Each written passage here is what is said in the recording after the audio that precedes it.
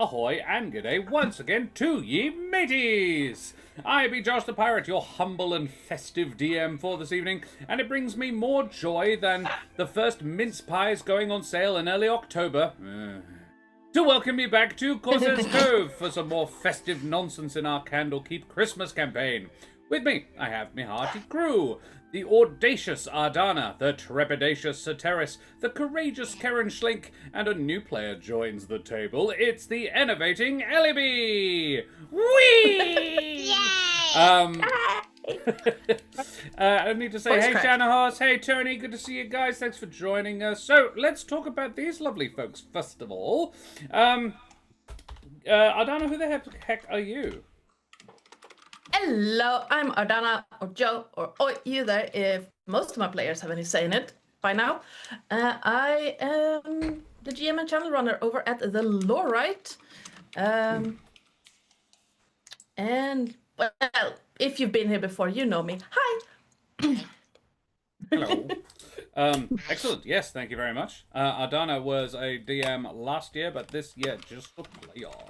And who are you bringing back? Who? Because Ardana unusually has 2 characters active in this campaign. Who you gonna be? Well, this year I'm bringing back the first character I played in this campaign, the slightly confused and elderly elf Janvarin, definitely not based on the god Janos in any way, sense, shape, or form. Oh.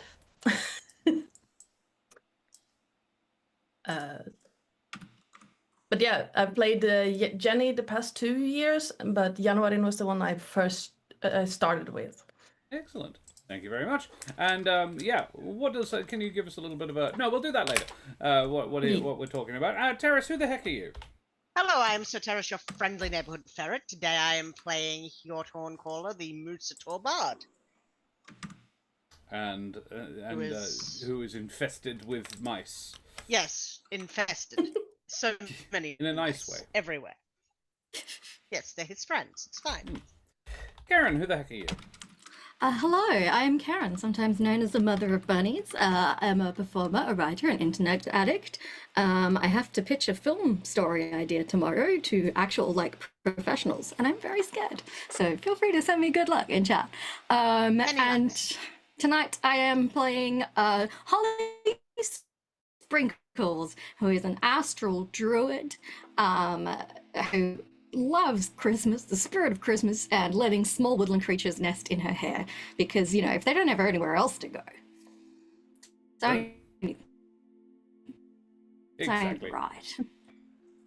And Eliby, who the heck are you? Hi, it's me, Eliby. Sometimes I am on other people's channels, like today. Sometimes I'm over on my own one doing some stuff. But yes, today I will be playing the lovely Miss Isle Toe, who is as we deemed her, a fairy barian, a fairy barbarian, because those two things work really well together. Yeah, that's who I will be today. Nice. Alrighty, we will learn more about that in a moment. And I be Josh the Pirate. You can find me here on my channel, Corsair's Cove, where I run D&D and other RPG-related games with my lovely wife Karen, the Mother of Bunnies, and all my splendid friends. If you like my majestic voice, but you think I could stand to tone the face down a bit, you can check me out in the podcast There Be Dragons, where I play the infamous and deadly pirate Skern Felspar und his little dragon Krosh. But you know the things about me already. All your bloody champions have been here already. Ardana, thanks very much for that. 15 stream streak. That's impressive. I love that. I love you. Yeah. So I think we should probably just get on with it, shouldn't we? We have all the exclamation mark socials. We have a Discord if you want to come and hang out with us there. We have a YouTube if you want to check out all the episodes you may have missed. This is the 33rd Candlekeep episode, so we've actually done like a butt ton of this before. But what's really fun is there's been over sort of 15 players in the world as well, and with the drop-in, drop-out style of it, almost everybody's done almost everything, but no one's... and most people have played with most people. It's just kind of really fun every time you get to play with a new... I don't think... we've actually ever repeated a party dynamic more than a single episode. There's always been a shift. There's always been a change, and we've never done two identical one to the next. There's always been at least some shift out or something. We always bring in new folks every year as well. This raises the question, Ellie, I'm actually not confident. Have you played with Ardonna and Terrace before? I think I've played with Terrace before, but I don't think I've played with Ardonna. No. There you go. All right. Yeah. New fancy fun for everybody, because the great thing, it's a lovely thing about this, is getting to play with new players, new friends, make new contacts, new experiences. The music gracing your ear holes is by Sirenscape. We are affiliated with a couple of wonderful groups of beans. Trollord Games create the Castles and Crusades system. It's another TTRPG system in the online space. You can check out their stuff at trolllord.com. And Wooten Forge Gaming Accessories are a physical gaming stuff dice company, box company thing. They make boxes for all your beautiful click-clacks like this one, like the one Ardana had, like the one Karen's got in front of her. Terrace, do you have one? too. I feel like you may Yes, have I won do. one. Yeah. Yes. Me. I need to chase up Aaron about it, because Aaron said he had a giveaway for me this year, and I was like, ooh, okay, so I need to poke him about that one, because there might well be something. But if you want to check out their beautiful stuff, check them out at woodenforge.com/Corsairs Cove, and any purchases you make, we get a cheeky little kickback, you bloody champions, because I don't shill, but I do have bills. So that's I'd only recommend beautiful handcrafted wooden tabletop accessories like that, like gorgeous WA grown Jarrah. I think my favorite that they use is actually the Blackwood, which is stunning stuff. Yeah. And now they can 3D print not 3D print, but print in color on the wood, so you can get dice boxes with like your special artwork, like custom art done on the box. It's hot. It's hot. Karen, can you talk about something that's distinctly not hot, please? Can you remind us of what is going on in the Ukraine? I can. Sadly, Ukraine is still in the middle of a war, which isn't great. I think we can all agree. So if you are in a position to donate a few dollary dues, there is a link in chat for the Red Cross Ukraine Crisis Appeal.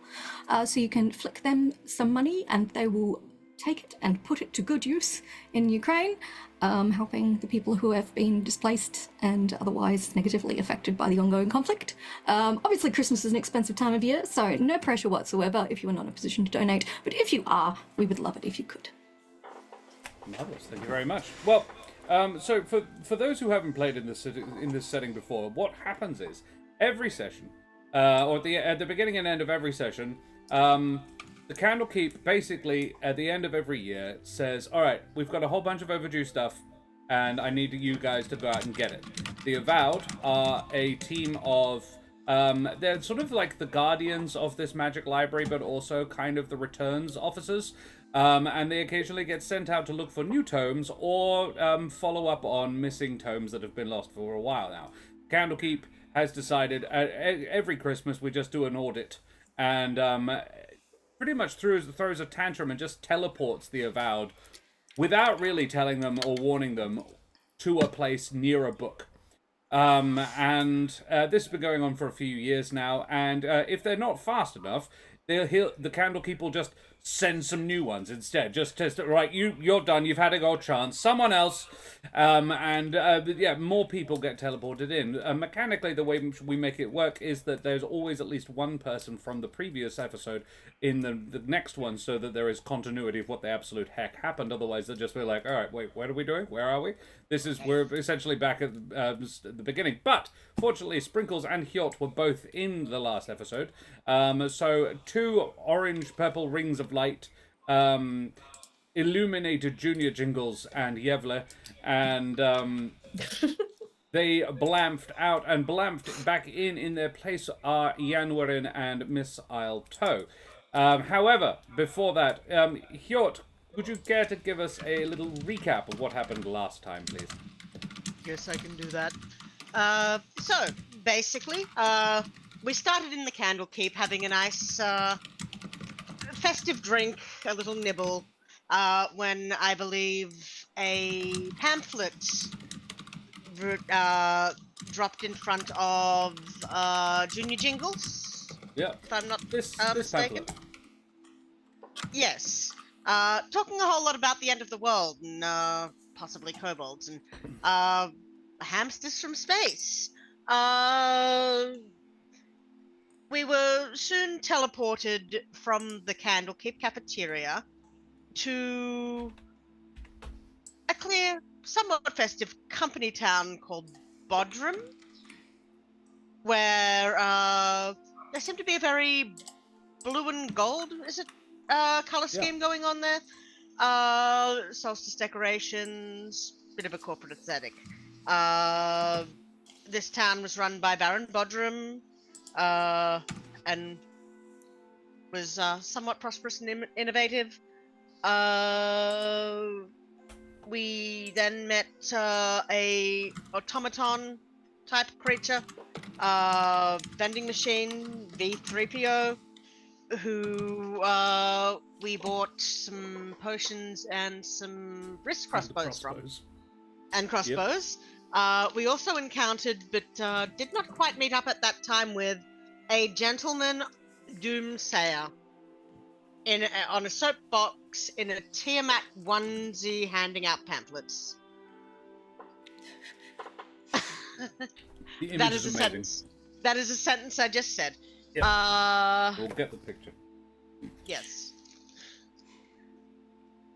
Carry on while I find. Yep. Okay. TMI one. We decided we didn't much like V3PO, so we started to do a little bit of.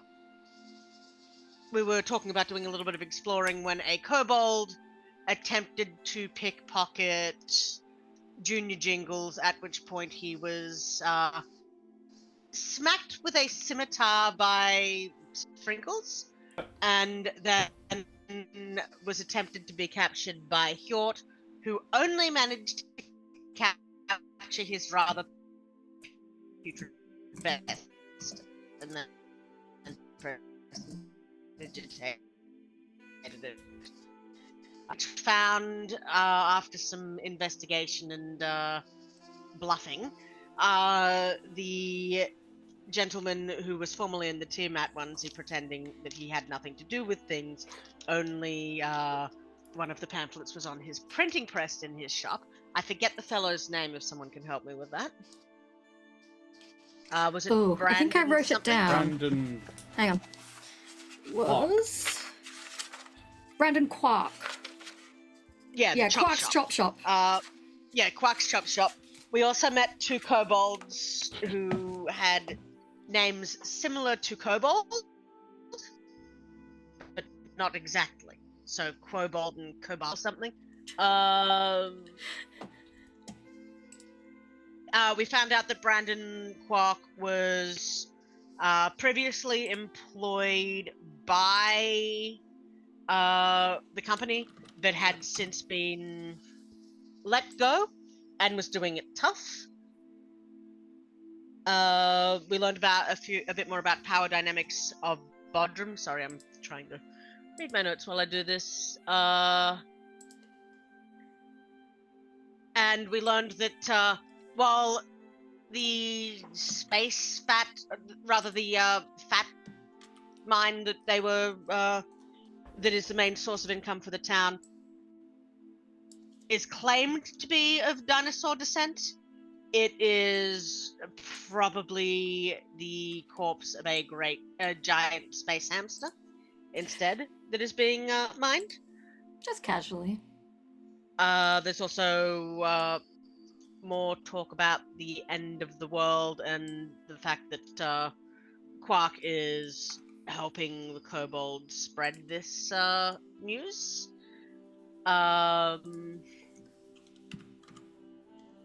I believe we go through a bit more investigation and the like, and it begins to rain frogs with little, or it looks like it has rained frogs with little crowns, a rain of frogs, if you will, about the town. Though it is highly suspicious and What? implied, I think, in my opinion, that the kobolds have been distributing the frogs about the town to make it look like the end is nigh, for some reason or other. I can't remember if anything much. Oh yes, we were looking for the head kobold, Kobold, Kobold. which we. You just said two other kobolds' names. Yes, right. We were looking for the head kobold, Kobold, whatever, Kobold. I can't, they're all the same. And we came up with a plan to create a magnificent mansion and invite all the kobolds to a feast there to try and get them to show up, or at least to get one of the kobolds that is there to give up this kobold leader's location. Hjort makes this magnificent mansion, and as he does, there is a rain of hail from a machine exploding. Was it at a butchery or a bakery or some shop? Butchery. A butchery. So rain of hail. So we all took cover in there as kobolds started appearing. There was something before that we'd caught another kobold who we talked about. We talked into spreading the word. They showed up with another two kobolds in a trench coat, told us that Kobold was going to grace us with their presence. At which point, two of our fearless heroes got switched out with two new fearless heroes. That would be Yevle and Junior Jingle switching out with Ms. Ialto and Yanwin. Yep. Yanwin? Yeah. Janvarin. Yanwarin. Right. Sorry if that was terrible. That is It largely covers what went down. Yes, if I've missed I can anything. think of anything else, I don't think so. You are in a. Did you mention the Marvelous Mansion? Yes. Yep. So you're hosting a party in a Marvelous Mansion for all 95 of the town's kobolds. You've told Yes. a kobold called Kobold. You gave a couple of different. It was Kobold and Kobold. You both told them both that you would give them a shiny if they could find Kobold. Kobold, if you're interested in the spelling, I actually had to decide on this one today. C''WOBOLD.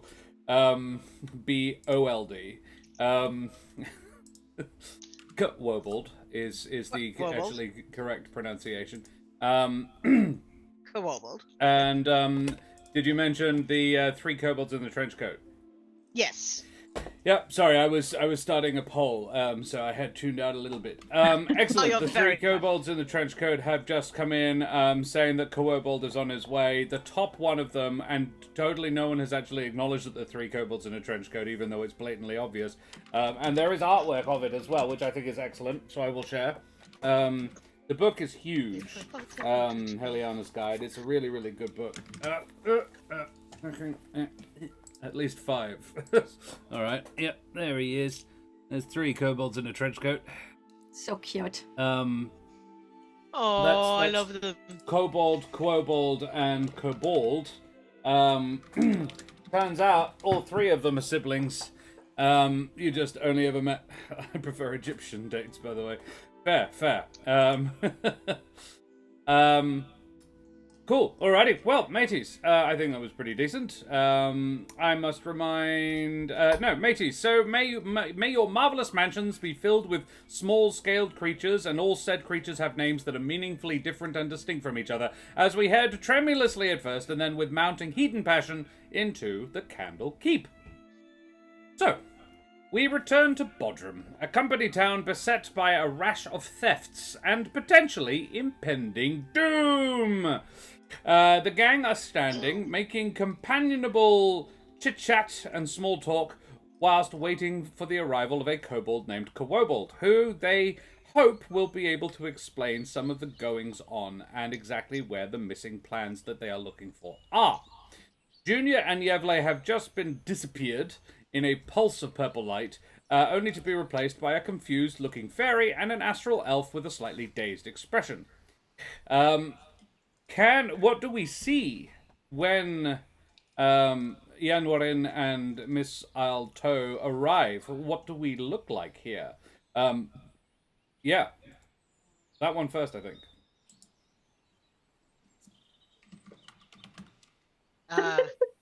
Well, Henry? since Ellie is currently dying from laughter, I can start. Janorin is I think I put him at 5'11". Yeah, 5'11", slim-looking elf with rather short-cut, kind of messy hair, laugh lines all over his face, dressed in grey robes with a thick silvery grey scarf wrapped around his neck, and walking with a cane. Little bit hunched, not a lot, but you can tell that he is on the elderly side of elves. And just looking around. Well, this is an interesting place, isn't it? What does Yenwarin see when he looks around, Theris? I've got the description here from last week. You see, you're in a ballroom that is dim and warm, its glow coming from soft crystal lamps hidden behind carved copper screens. Decorations are practical but elegant. Dark silks draped from low arches, scale-patterned mosaics in muted greens, and carved stone panels depicting dragons in profile. Everything avoids harsh light or reflective surfaces. Banquet tables run the length of the room, each covered in dark cloth loaded with meat-heavy dishes. Spit-roasted game birds brushed with smoky glaze, skewers of seasoned lizard tail, crisp fried bat wings stacked like flower petals, braised cave pig ribs dripping with herbed fat, and small bowls of minced meat mixed with peppers for scooping by claw. A massive platter at the center holds a whole fire-roasted serpent, culled artfully, its skin crackled and glistening. Giant mice servers weave through the crowd, carrying mat trays piled with bite-sized meat morsels and marrow-filled cups. Their soft steps and quiet squeaks barely disturb the comfortably dim atmosphere designed for kobold eyes.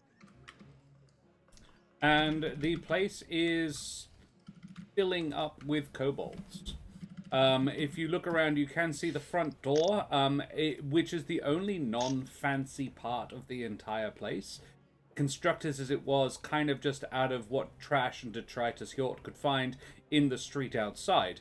So it is, the lintel is a straight up just a paving slab, whilst the sides are scrap metal. One of which is brass, the other it's very pitted and sort of rust-stained tin. About 30 or 40 kobolds skitter around, though they are doing actually sort of, it's interesting, they do sort of respect the tone of the room. There isn't just that normally this amount of kobolds would be squealing and running around, and sort of there would be a nightmare. This would be I imagine like a group of ferrets together, sort of extremely chaotic. They are doing a 3-year-old's impression of what people behave at a fancy dance like. But the one key thing they are kind of getting right is that it's chill and quiet in here, and they all kind of seem to like it, and it's big enough for them, so they're just all sort of, a good portion of them have one hand tucked behind their back, and they're all sort of strutting around, their backs very straight, and just gently picking at things, like they're being surprisingly polite, like on their absolute best behavior. I love them. However, they are still kobolds, and the amount of things that could be objectively described as shiny has decreased in the room by about a third in the last 10 minutes.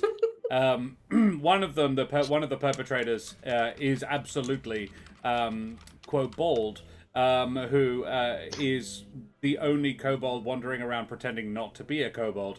Well, one of the three kobolds pretending to not be one kobold. They actually, you would guess that they're trying to be a dragonborn in a trench coat. However, they forget the dragonborn's spines don't like fully rotate. Because the top one, or even occasionally the middle one, just does a full 360 and turns around. So it looks like this dragonborn is capable of like rotating their head like an owl. I mean, knowing lizards, So that's probably not half wrong. I mean, yeah, but it's more sort of involves curling their head rather than just straight up rotating it. Fair. It doesn't pivot on a point. It's more of on an extended neck. Yes. That's what Yanwardin sees. Isle. What do we see when Isle blamps in? The flash of purple light is nowhere near as large, though it is still very bright, because it's condensed the energy, so it's actually significantly brighter than Yanwardin's blamp in. And emerging from it is... Well, she's not going to come in just regular, no. There is going to be a huge burst of glitter as she does so. But because it's tiny, it's just going to look like someone like chucked a tiny amount of glitter everywhere. There is a squeal from 2 or 3 other kobolds underneath her, and just a dive. There's a puddle of kobolds underneath, just trying to grab each individual speck. So anyway, she's flying above them, wings outstretched, nice little like dragonfly type wings. She has a shock of pink hair, bubblegum pink, because why not? Yep. She's got pale lavender skin with kind of a darker purple sort of marking through it. And she appears to be wearing a lollipop wrapper. Don't know why, just that's what she appears to be wearing. How tall is this There's a story there. So I've just got a Zorro for scale. Okay. Yeah. Okay. Enjoy the Zorro for scale. About yes. 7-8 inches. Yeah, she's not very big. She will act like a chihuahua and pretend she is the most ginormous thing you've ever seen. Right. But yeah, she's not very very tall. And how did she come to be working at the Candlekeep? To be fair, she doesn't know. She's pretty sure she was, you know, she'd heard that they needed some like seasonal stuff, and she was gonna go and like be a server or something somewhere, and it was through a friend of a friend. It was kind of dodgy, and then she just kind of came in and was like, oh yeah, this is fine, and then all of a sudden was blamped somewhere else while she was trying to do a party trick. Wonderful. Yeah, I love that. So she came in to be sort of, housekeeping. However, the Candlekeeper said, no, that one's very capable. You can go. The Candlekeep being a semi-sentient library with the power to teleport any of its erring staff members wherever it bloody wants. Across planes and everything. It's a very powerful place. Cool. So, Sprinkles, Yanwardin, and Hort, you might know Isle. Fairies aren't super common on staff. There's probably only a dozen or so, but I don't know how insular they might be. She strikes me as quite a gregarious sort, so you've probably interacted with her. She's probably been working at the Candlekeep about 6 months, but this would be her first solstice celebration there, which explains why she's never been teleported in this manner before. However, Isle, you would be aware that this is something that happens, and you're like, oh, cool, I guess I'm avowed now. So, does this mean a pay bump? I think Hjort might know Isle fairly well, with permission, Isle, because you are friends with the 2 sentient mice and their entire brood that lives in his antlers. You are invited to some wild mouse parties from time to time. Yes, we That's a often also wild mouse. discussed, unionizing for the small folk. Yes. You need to talk to these kobolds. They could desperately use a union.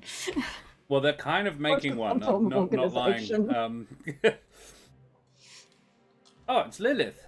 Oi. Lilith! Hey, Lilith. Love you! Hey, Lilith! Cool, excellent. Well, yeah, y'all are here, and Yanorin and Isle will probably need a bit of filling in. But before that has an opportunity to happen, I believe you are looking for me. A kobold, quite tall for a kobold, easily 4 foot. With built around his whole right arm a mechanical construction, basically a big claw. Sort of, if you've seen any 40k artwork, it's an orc's power claw. But it's on a kobold, and it's clearly a huge amount of effort because it's very heavy. So he sort of walks with this sort of exaggerated, sort of Igor-style hump on his back, having to hoik this entire thing around.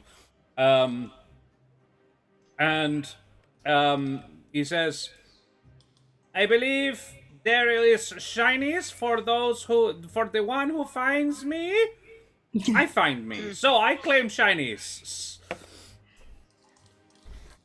That's convenient. I can afford to pay you and the finder's fee to the one I sent to find you, yes. And he will hand over 5 gold pieces, look you up and down and go, perhaps a unicycle to rest that on? What unicycle? And then a couple of the mouse servers wheel up a unicycle and sort of assist him in placing his arm on the seat. He says, oh, this very heavy, very clever. Then a dragonborn in a trench coat taps you on the shoulder, and with a very deep, gruff voice says, "My shinies." 5 shinies for you as well, and he will hand over a total of 10 shinies between the two. Right. Find my character sheet. So I'm going to boldly assume that you are Kobold? No, I am Kobold. Is that the one we were looking for? I can't remember. There were too many names and they all sounded like... Kobold, Chief Kobold. Oh, okay. That's fine. That's the one we were looking for. Cool. Yes. Thanks for coming. I'm Holly Sprinkles. Hello, I Kobold. Why you want Yeah, talk? it's gonna. Well, about... Right, let's, well... Best way to sum that up. Yes, we should sum that up. Holly, you've, well, much smarter than This I. was your plan. No, I mean, right. So... So we were looking for you, because we had, well, let's say suspicions that the end of the world was real, and, Israel, yes. You believe? okay. Yes, we do Yes. believe something bad is about to happen. All the signs are there. And All signs. Frogs with crowns and blood and fountain. yes, and we heard that a lot of kobolds had been disappearing of late, possibly recruited for some sort of specific job, possibly involving some sort of giant mechanical thing to fight the giant space hamster. God, I say it aloud and I sound insane. Is any of that ringing a bell for you, Kobold? You may all make insight checks. what is my insight? My insight is a +3. That's not actually bad. And this kind of Oh. sums up for everybody else what may or may not have been going on. A 22, a 27, Natural 20, a so 31. 31. Holly is super insightful. That was a 2. Jesus Cristo. Okay. Isle has no freaking clue what's going on. No idea what a giant space hamster would be, or why a huge mechanical kobold might be being constructed.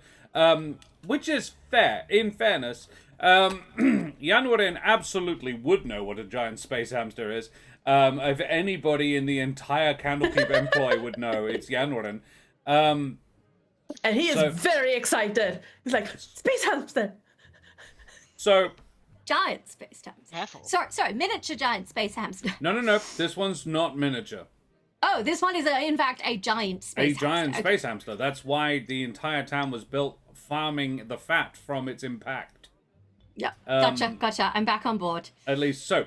When you said that the town was actually built doing that, his initial reaction was, yes, good, yes, they know, good.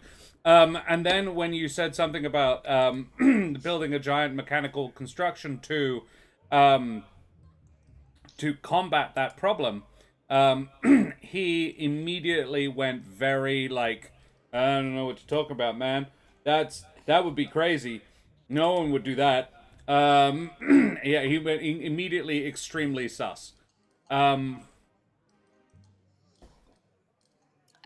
be clear, we have every intention of and then helping. when you yeah, and this is the thing, and then the third one when you said I sound insane, he got very defensive. You could tell his back was up. He was like, but real, and then you say like, we believe you and we'll happily help. So yeah, that's where he's at. You just caused so many emotions really quickly, and I just wanted to break it down for you.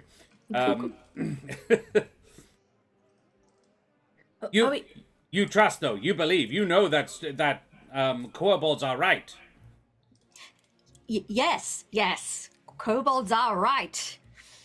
Yes, definitely. Well, I just arrived and I am.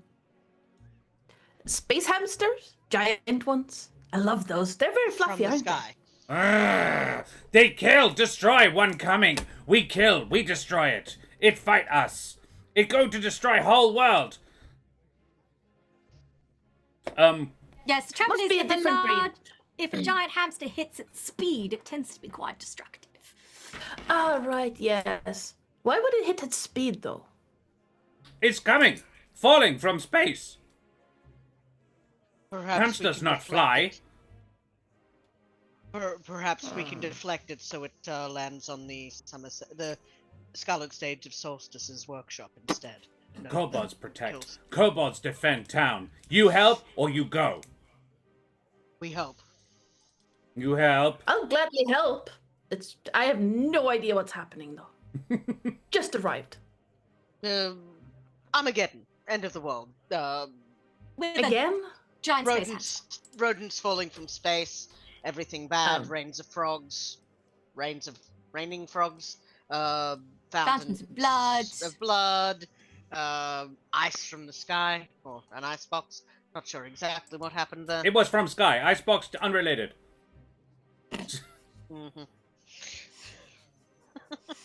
Can someone explain this to me, please? I don't know what's going on. Okay, so once upon a time, long in the past, a giant space hamster hit the ground here and made a big old crater, and also left a whole bunch of fat behind, which the kobolds now mine underneath the present-day city of, what's this place called again? Bodrum. Bodrum, thank you. And the kobolds have, but the myth that's given out is that it is in fact dinosaur fat that has been No, mined. lies. It's hamster. Yes, exactly. The kobolds have said all along, and are quite right in saying that it was a giant space hamster whose remains are now being mined for magical fat under the city. And it was prophesied that one day another giant space hamster would come and destroy the city and cause the end of the world. Now, the powers that be, the company that runs the town, basically is very committed to the idea that there never was a giant space hamster and there never will be another. But the kobolds are all like, no, there absolutely was and there absolutely will be. And from our research, from our admittedly short period of time, we think the kobolds are right. We also found blueprints for a giant mechanical sort of kobold thing that hopefully will be able to protect them from the giant space hamster when in fact it does cometh. We improve. We leave originals. We take better. Cool. So, given that all the signs indicate that the giant space hamster is cometh, we were trying to locate this fine kobold gentleman here to hopefully find more information and possibly assist with the protection from aforementioned giant space hamster. Did I cover roughly all the bases there? That sounds about right, yes. Okay, that makes a lot of sense. Thank you. Yeah, you're welcome. It is Isle, isn't it? I think Oh, we yeah, got introduced yeah. at some point. Yeah. Hi, I'm Isle Toe. Yeah, Nice like to meet you. all of my family, we just are named after appendages. So like my dad's come from, but we don't really talk about my brother. We fondly call him Richard.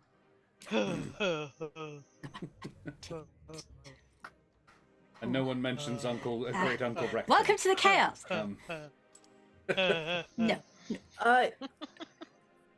What you just described sounds like are we sure no one all of the mushrooms in these dishes are fine, right? They should be. I was just in the kitchens.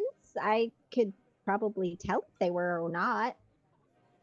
Look, if You everyone is magically on, created them. Yeah, I made Look. them by magic. It should be quite edible and not hallucinogenic or psychotropic in any way, shape, or form.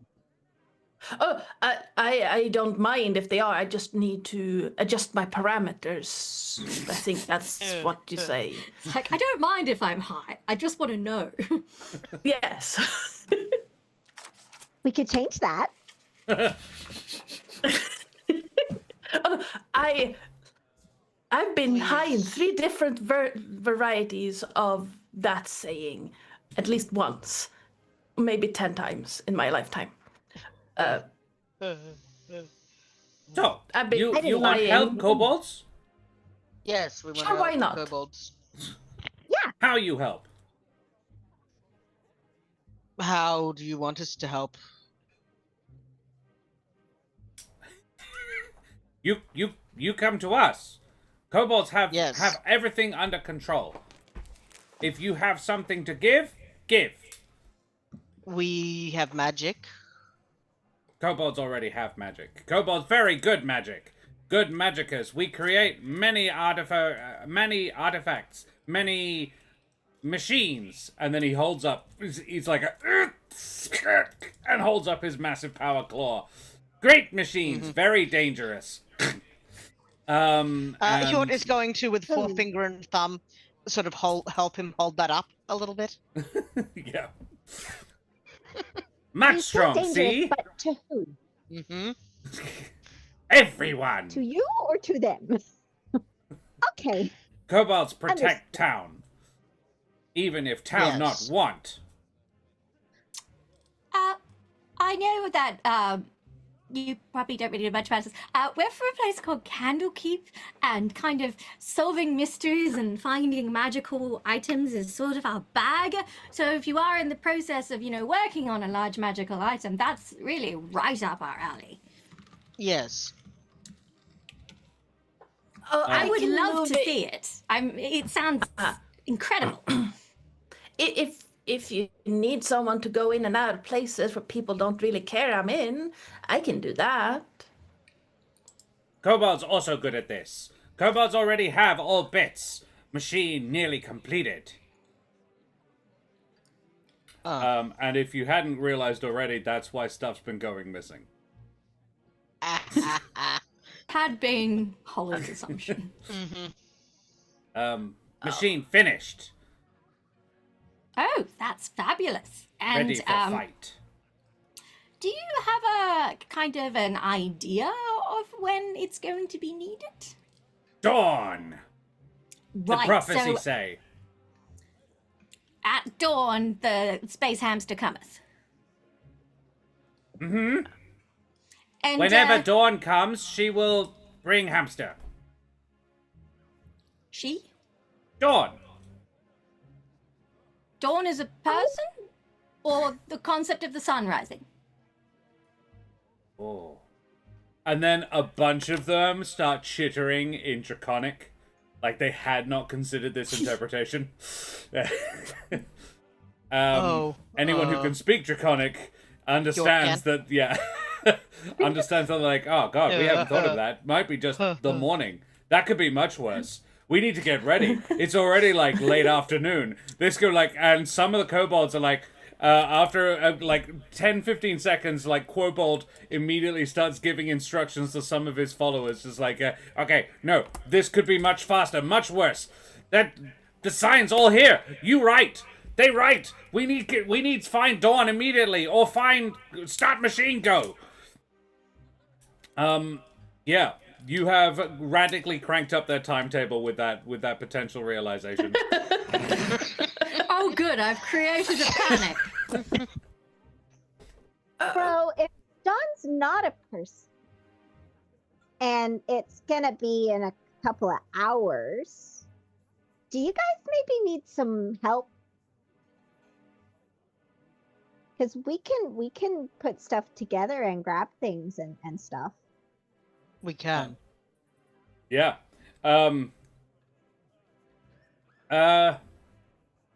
They don't need help. They're good. So it's basically like you brought him to you to get information from him. You have your information. So what are you basically? Josh is trying to figure out. Are you trying to work your way into their lair? Mm-hmm. Okay, cool. I'm sorry, I don't trust a bunch of kobolds to be entirely on top of this shit. So yeah, I Okay, cool. Yeah, he says, you help? Much little time, much needs to be done. You help? Yes, absolutely, we help. We help. You good, much shiny. Off. Come, we go. And he sort of goes and leads you out. They would go through the sewers. Will the Fjord sewers fit through the will sewers? be absolutely horrible. There's a reason kobolds are the ones who do the fat mining under this town. Because fat mining is repulsive. This is not fresh fat, and even fresh fat's not great. This is hundreds of years old, rancid hamster fat. Kept pure mainly because of its high sugar content. But it's a sticky business, and the sewers beneath the town are basically flooded with the runoff from the industries that then worked up around purifying said hamster fat. So that's gonna be icky. So you can go through the sewers, or you can approach this in a totally different way. What would you like to do? Will Hjort fit down the sewers with those antlers? Probably. You could make it work. You're still a medium-sized creature. It'll just be difficult. Could I use shaped water to create a clean path? You can certainly try.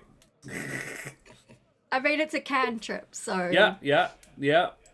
Just sort of holding a wall of water in front of yourself and walking along in the slippery but ultimately basically not wet. Yeah, basically I'm just trying to... I'm parting the sewer sea, shall we say.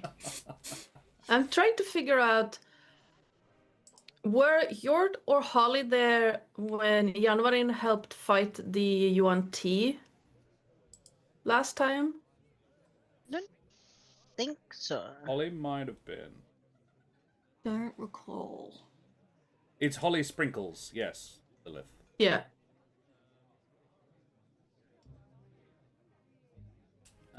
So I don't know. I mean, if they were,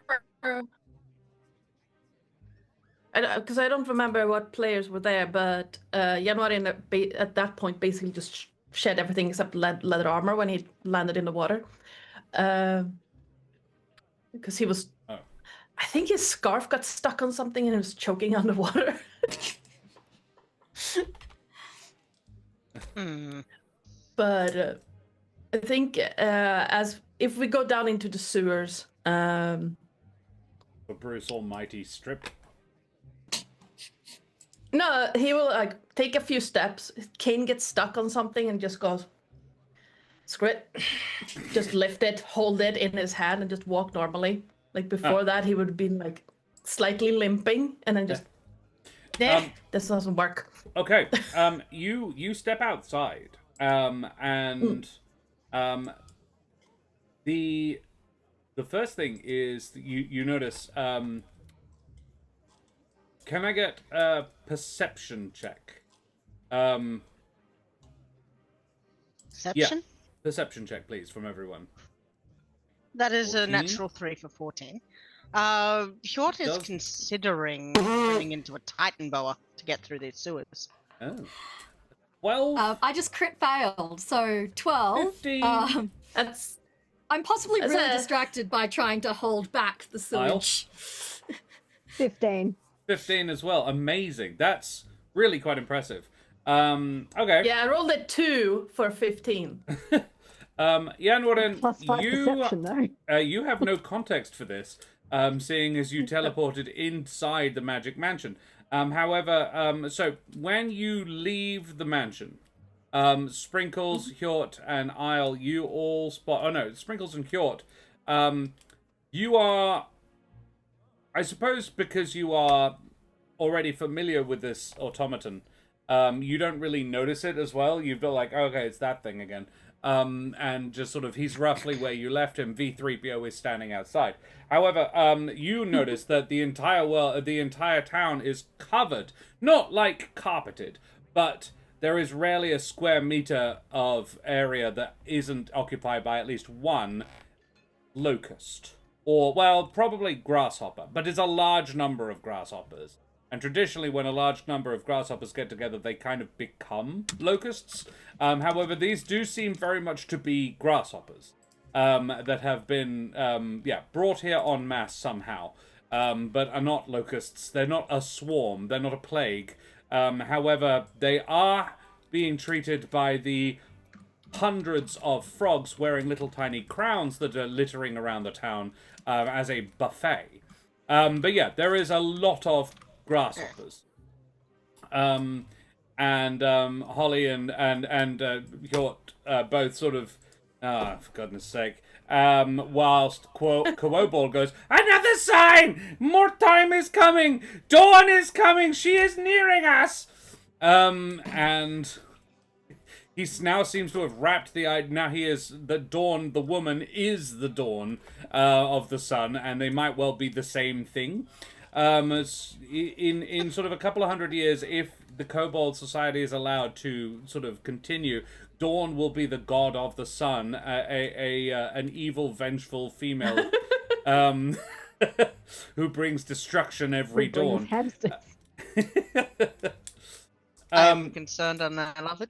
For the two who got a 15, the 15 is the number you needed. You definitely don't get the 19 thing, but the 15, you spot, both of you, Janorin and Isle, spot a machine sort of slowly walking in a circle. It's one of its legs appears to be completely disabled. It is a 7-foot tall vending machine with arms and legs. The head has a sort of metal mustache and a single eye monocle. It is clearly designed to look like a Victorian butler, but with a vending machine built into its chest. It's made in brass and wood. It's got a few it's not particularly well made. And it appears to be just trundling in circles, shouting out random and somewhat garbled advertisements for various products. In the side of its head is a large puncture wound that appears to be leaking cold air, just sort of really, really refrigerated air. Baron Bodrum's Philanthropic Fund. Release your inner peace today. And variations upon that theme. Baron Bodrum's Buddy Bots will get you warm for almost of the price. He's just sort of confused his stuff and is just saying things basically at random. And yes, the damage appears to have been done by a large hailstone that's embedded in the top of his skull. Which is unusual because most of everything else, like there is hailstones littered around, but practically everything else seems roughly reasonably undamaged. This thing just unfortunately copped the wrong thing. Indeed, I shall show you the picture. There's V3PO. Is this poor V3PO? Yeah. It is poor V3PO, but you guys have been so sort of inured to his irritatingness in the last 20 minutes. You guys are just sort of like, yeah, fuck that thing. You're not even listening to his insane ramblings. He'll be fine. However, inside its chest piece, which is also cracked and dazed, are various products for sale. How big would this hole be? The hole in his head, a couple of inches across. That. Could Circular. just seeing this thing, January is kind of confused at first, and then is this a magical construct? Like, is this thing definitely. magical? Yeah. Okay. This is Arcanotech. January stands there for a moment, hands just crossed on the cane, looking at this thing. And, well, maybe with time I could fix that. Do we have time? Oh, please don't. He's so annoying. And he's anti-union. Yes, please don't fix it. If anything, break it more. It is BuddyBot. BuddyBot steal jobs. Mm-hmm. 2 years ago, many kobolds were street sellers like BuddyBot now. Evil, evil machine. Steal jobs from could good, break it hard-working more. kobold. I could probably break it more, if you'd like that, maybe. No need, just leave. Then insurance have to pay. All right. And all the kobolds nearby like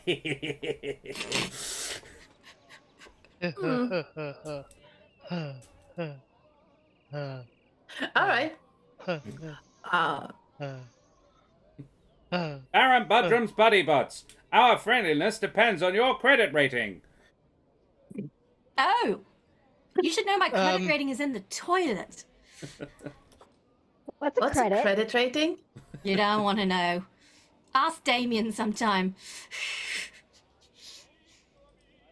Oh, is that what he works with? He has been known to dabble. I think that would be That a fair explains a lot. estimation of what he does. He dabbles, yeah.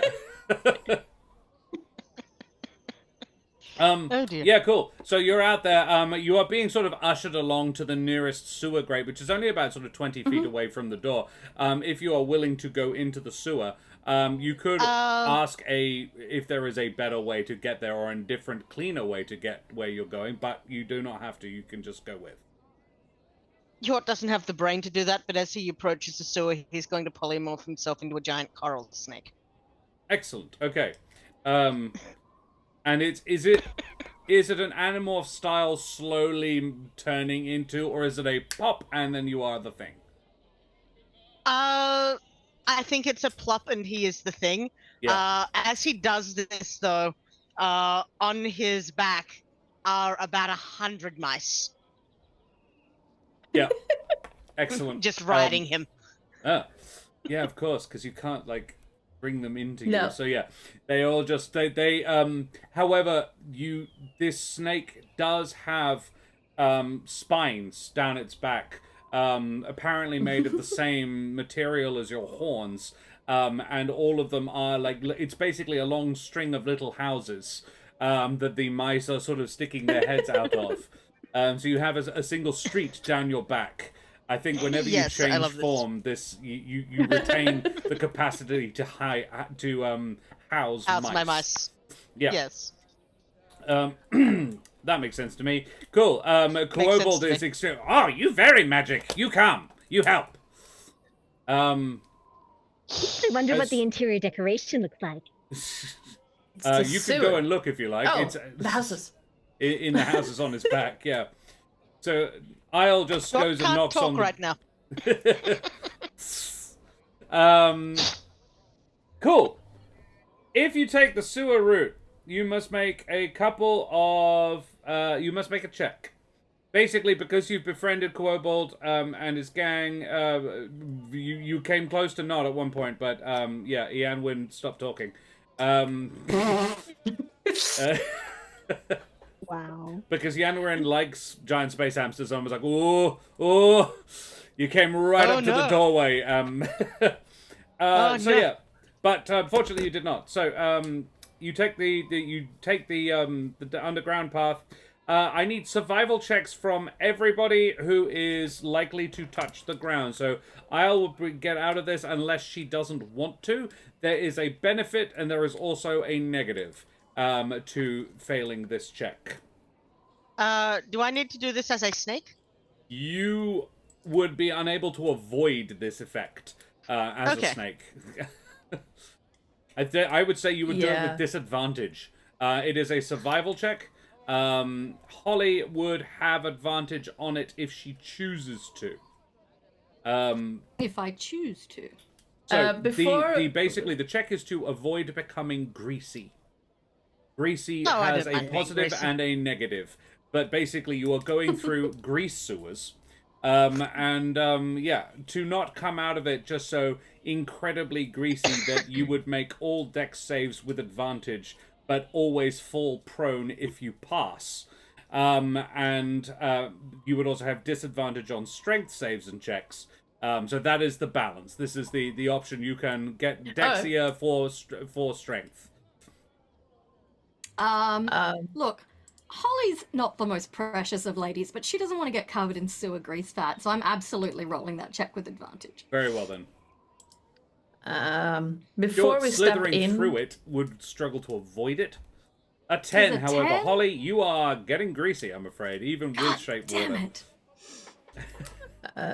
but yeah, before we step through the sewers, Janorin taps the side of his head real quick, and is going to use a new thing I could do because Yeah.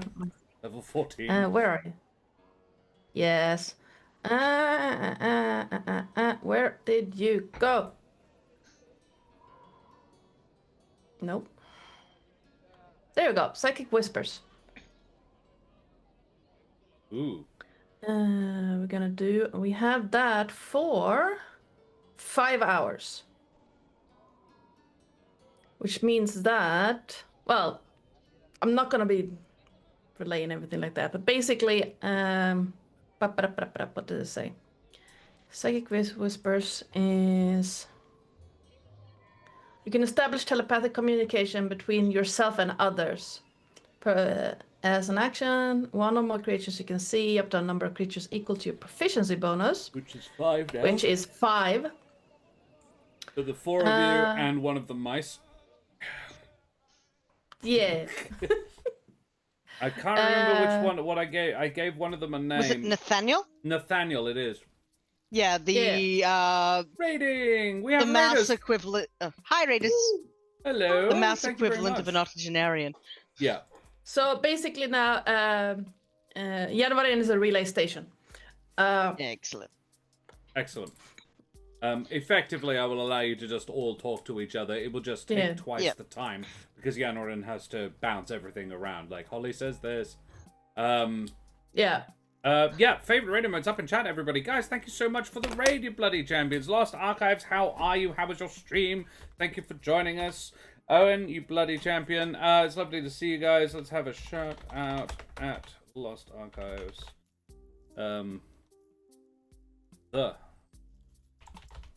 Go. Lost Archives. And then There we go. survival check. You guys can't hear aggressive squeaking coming from my end, can you? No. No, can't say I Excellent. can. Good. The rolls today have been solid. Hjort, does not pass. Hjort becomes greasy as heck. Holly becomes extremely greasy. It was actually a survival check, but not a do you want me dex to roll it save. again? Well, you rolled incredibly low, though, didn't you? I think my your survival's proficiency- actually worse. Yeah, so let's just say no, you didn't pass. Oh, it would have been 12 instead of 10. Okay. No, Well- 12 is not enough. Still very greasy. Also- Cool.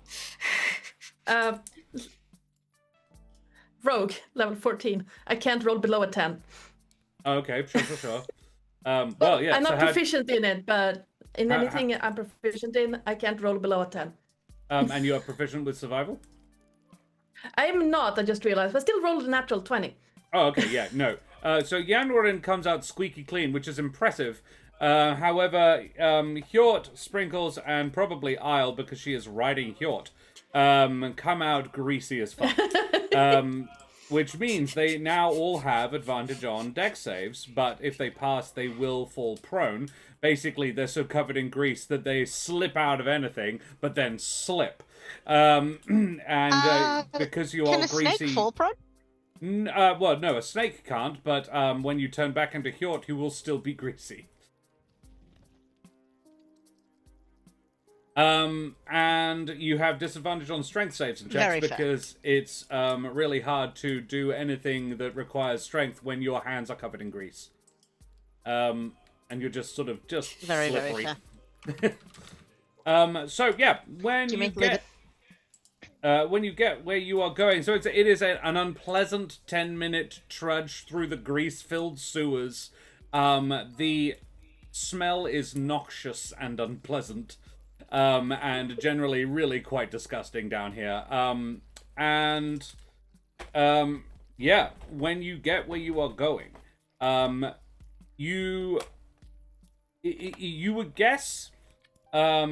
I would say Yanwarin is the only person who has any idea where you guys are under the town. And he hasn't really had a chance to look at the town, but you have definitely traveled the best part of a mile. No, best part of a kilometer. Heading away from the center of town, heading out of town. But with a natural 20 on survival, I'd say, yeah, he has a fair idea of where you guys are. Yeah, you find yourselves emerging into a huge domed hangar. All underground. There are hundreds, dozens of other exits from various other subterranean tunnels in this place. You haven't gone down very much, it's worthy to note. So you wouldn't have thought at any point you were more than 20 meters, 5 meters underground. So yeah, you were not particularly deep. However, when you come out into this hangar, it goes well up above you. It's sort of at least 100 feet above your heads, the ceiling. And when you enter it, you can see why so much of the town's property has gone missing. In the center, taking up nearly half the total space of this 200-foot wide, roughly circular space, is an enormous metal kobold. Or at least a rough facsimile of one. Wow. It is constructed, apparently, of scrap. Whole buildings seem to have been incorporated into this construct. A windmill adorns its back, and its left arm, which ends in a hammer, the head of which is some sort of pavilion. In fact, Sprinkles and Hjort may recall hearing about a pavilion disappearing, and the children of the school being very upset about it because it put the dampener on their Christmas play. Yes. The chamber is 200 feet across, filled with machinery of dubious function, anything else I need to say? The primary difference between the machine you saw the plans for and this one is significantly less. It is significantly more ramshackle. It only has one head rather than three, and which is honestly probably an improvement for you guys. And it has a whole bunch of extra legs running down its spine and tail, because it decided apparently that one set of legs to walk around on was not sufficient. So it has about a dozen sets of smaller legs running down its tail, which probably mainly serve to support the tail. There is artwork for it, and it's truly Very glorious.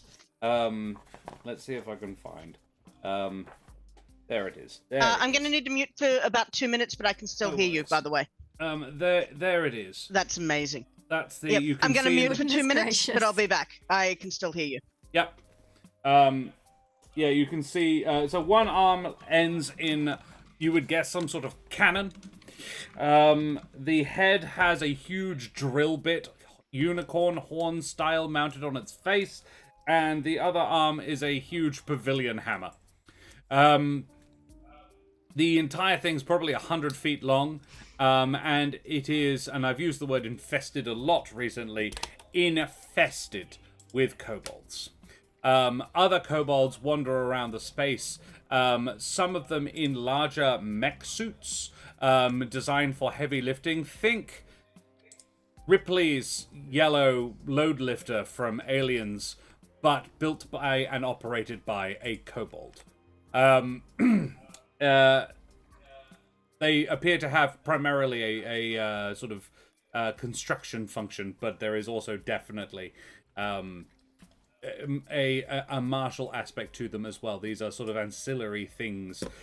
So yes, Kobold comes into the space and is like, "They are here! We must begin, brothers, to save town and world! All kobolds will be heroes!"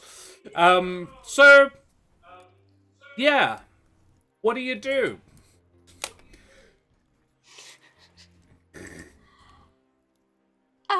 Holly would like to examine this machine more closely. That's fair. From a distance or up close? Does it look like it's going to blow up? Oh. Oh, she wants to get a bit closer and kind of... Or is that a bad idea? Should I examine it from a distance?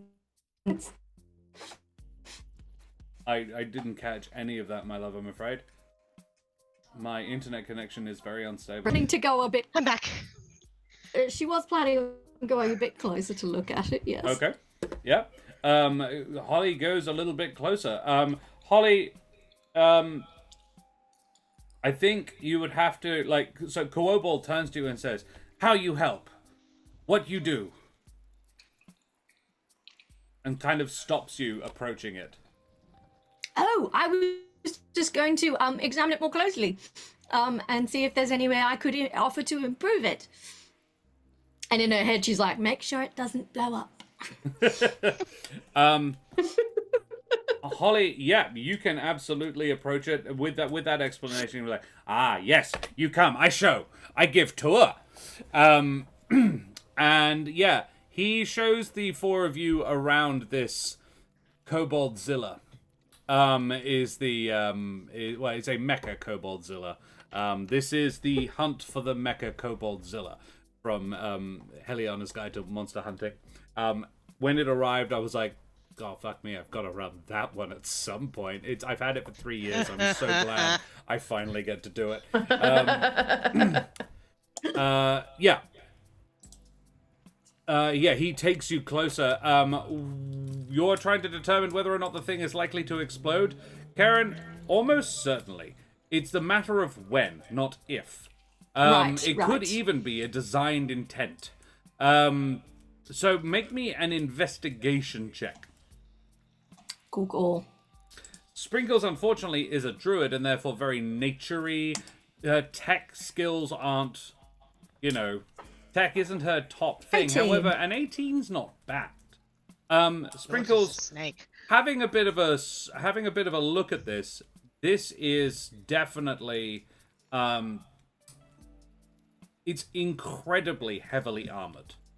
This thing is built for melee combat with a giant space hamster that is going to end the world.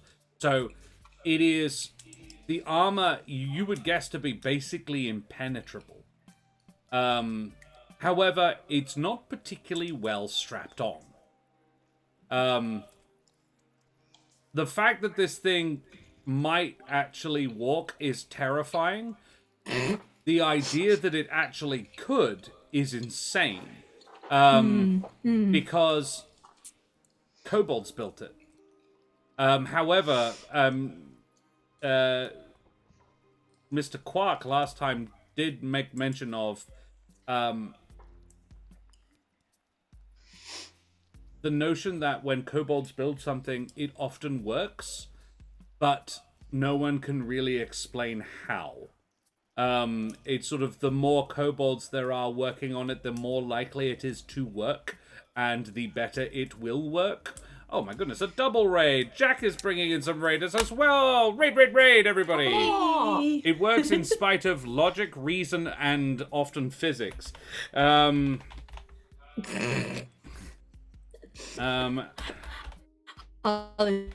Is like, oh god, they're gonna kill us all. Or save us both. all. She says it in her mind, Holly says in her mind, and Yanwara wish like... that was the thing that would work. Like orcs, exactly like orcs, Basic.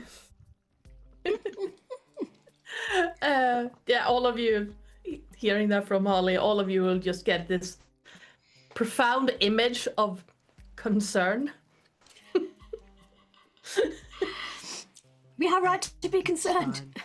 Jack, thank you very much for bringing your folks, you bloody champion. Good on you. We have been pegged squarely, which is, I mean, yeah, it's good that you do it. We enjoy it. Everyone's having a Rather lovely Christmas pegging. daylight and that fills your joy that fills your days. That's very kind of you to say. Silver Fire Soul, good on you. Thanks for joining us. Red Gemini, thank you for coming as well, you bloody champions.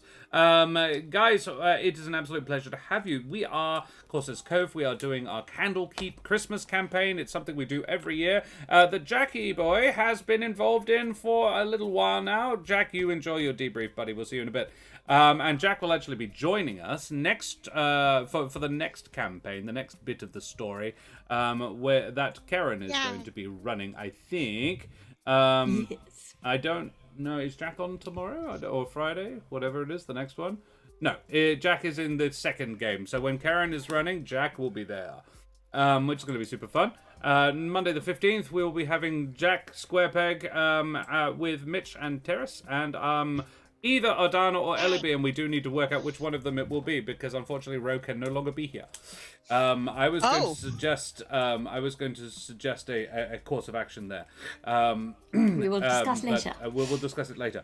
So yeah, that'll be rather fun. The gang have just discovered a giant mecha Koboldzilla in a hangar, waiting to step out and do battle with a giant space hamster. It'll be fine. Don't worry about it. Hey, Mitch, good to see you, buddy. Couldn't possibly go wrong. I'm sure it'll be great. Yeah. Holly has just determined that the thing is incredibly heavily armored. The armor class, Holly, with an 18, you would guess at least over 20. Ooh. So if it doesn't blow up, it's basically indestructible. But with an 18, I just don't think Holly, it's clearly magically powered, though I just don't think you know enough about Yeah, this isn't really my bag. to be able to take a swing at that. Does anybody else have any questions? You are a snake, but you can still look at stuff, and you Yes, can sure. communicate telepathically. Yep. Hjort has currently got an intelligence of 2 as a giant coral snake. Yeah, excellent. So he has seen this thing and has decided it is kind of like a tree, and is slowly making his way up to rest around this mecha Koboldzilla's shoulders like a boa. Okay. You would be draped across one armor plate. The shoulders are like 30 feet across. How big is a giant coral snake? Large enormous. Beast. So yes. If it was bigger than 10 feet long, I'd be mildly surprised.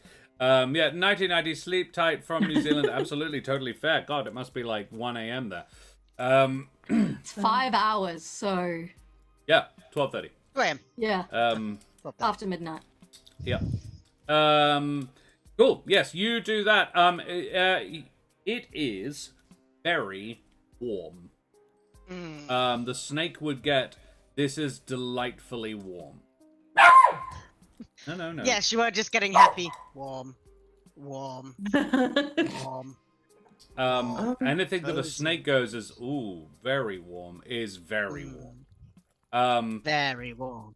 These are all red kobolds, should be noted. So, Do kobold colors normally designate? yes, they are like dragons and dragonborn. You can get them in all colors and tones. Red would generally indicate fire. Right. So these are fire kobolds creating a giant mech that might explode. But not alignment, right? It wouldn't. It's denote not. alignment? Doesn't specify No. alignment. No. Yeah, excellent. No, they're friendly and stupid. That's all. Yeah. I've always they're chaotic stupid. All kobolds are chaotic stupid. None of them are necessarily evil. It's just what you can convince them to do. I love this. Not like any members of the party I could name. Isle, what do you have anything you wish to ask or add? Yeah, no, I really just send out a question to the rest of the party, including the mouse.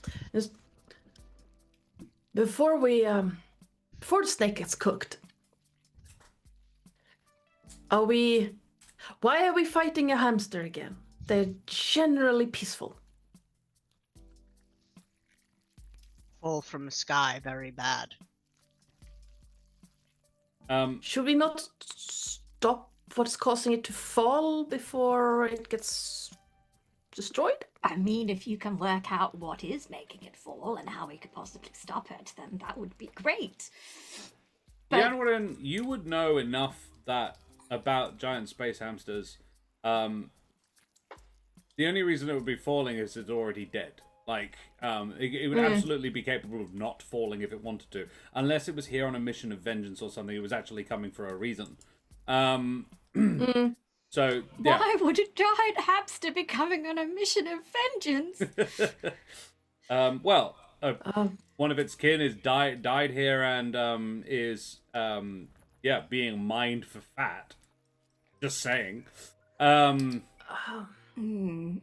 However, How Other intelligent is your average giant space hamster? It's a reasonably, hamster. I think. It's just, Yeah. you've met Boo. Nice. Yeah, the answer is yes. They put kobolds to shame. Right. Probably even smarter than Most a snake. things do, however. Yes. Just your average kobold, a lot of things can put their intelligence to shame. Yeah. Just Yanwarin, heads up, guys. D&D Beyond is down. Oh, What? good. Oh, not Cloudflare again. I think they were doing some scheduled maintenance on the 8th, I think they said. Ew. Yeah. Ew. I've also discovered recently that content sharing is not available in the hero tier now. You have to have the master tier. It didn't used to be, because that's why I got hero tier. Discovered today that I couldn't do that with it. I was just like, oh, cool, okay. So the thing that I predicted when it was purchased by D&D way back when was I'm like, oh, okay, so this will definitely make the service get better and cheaper. Oh, no, wait. The exact opposite. Because Shitter of and course. more expensive. That Yeah. really is like the motto of the 2020s is shitter and more expensive. Yeah. And The shittification 2020s, is shitter the and more actual term expensive. for that. Yeah. And No, shittification. it was the word of the year 5 years ago. Oh, Yep. Gonna be the word And it's of the not year getting better. again.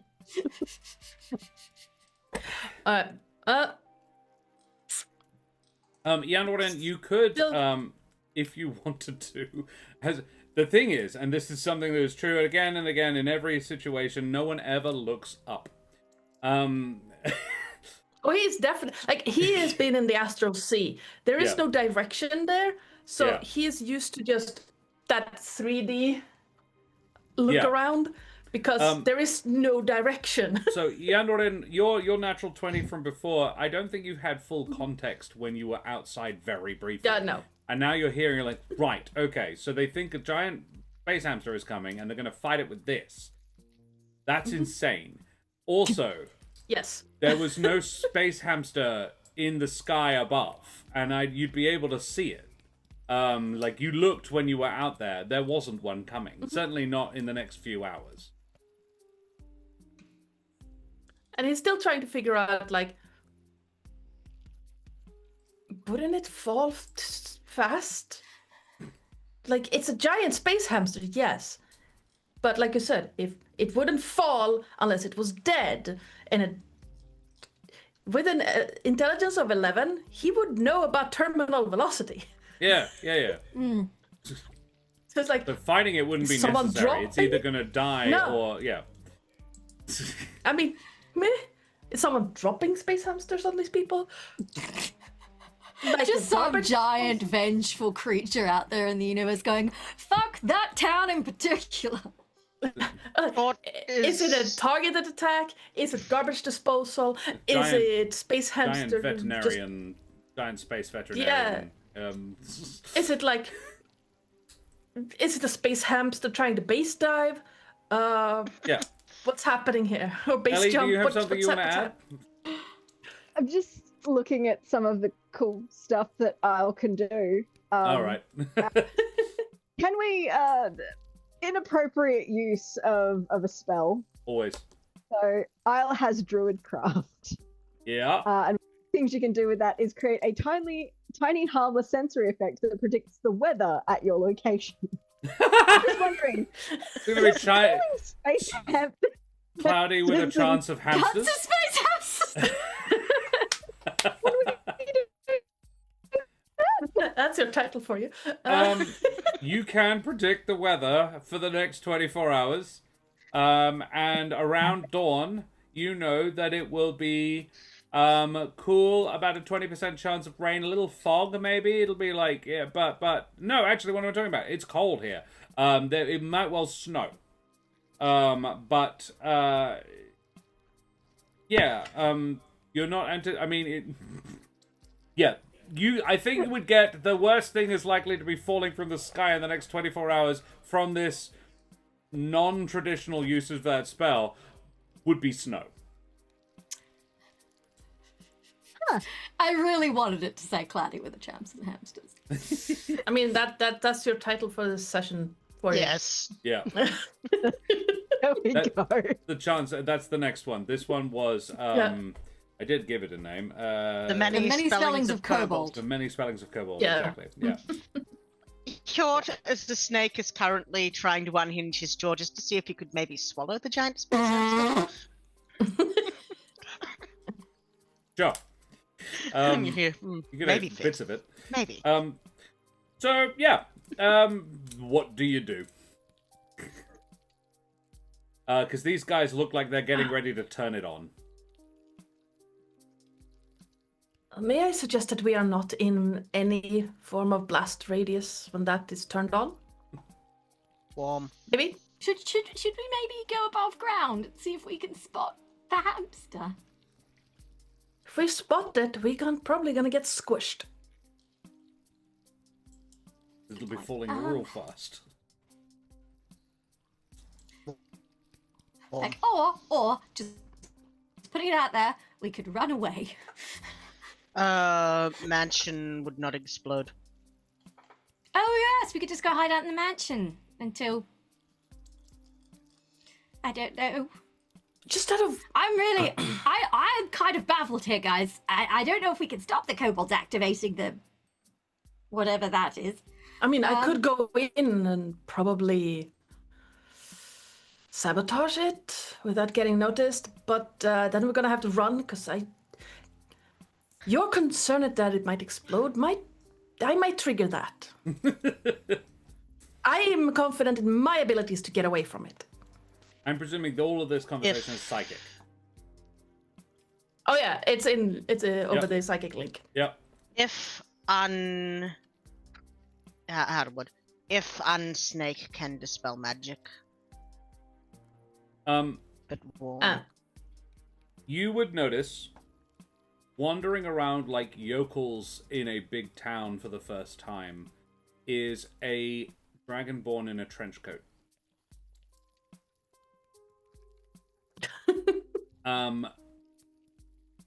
These Sprinkles would know. Only Sprinkles is currently capable of having this possessing this information. Sprinkles and maybe Nathaniel would know. These are the Kobold assistants of Mr. Quark.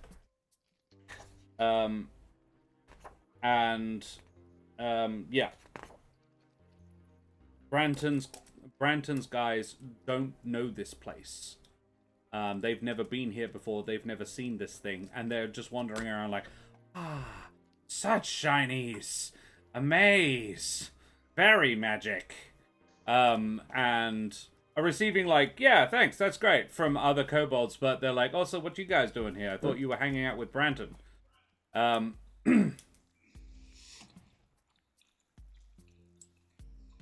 Yeah. If you had questions for non-aligned kobolds, you could ask them, I suppose is my point.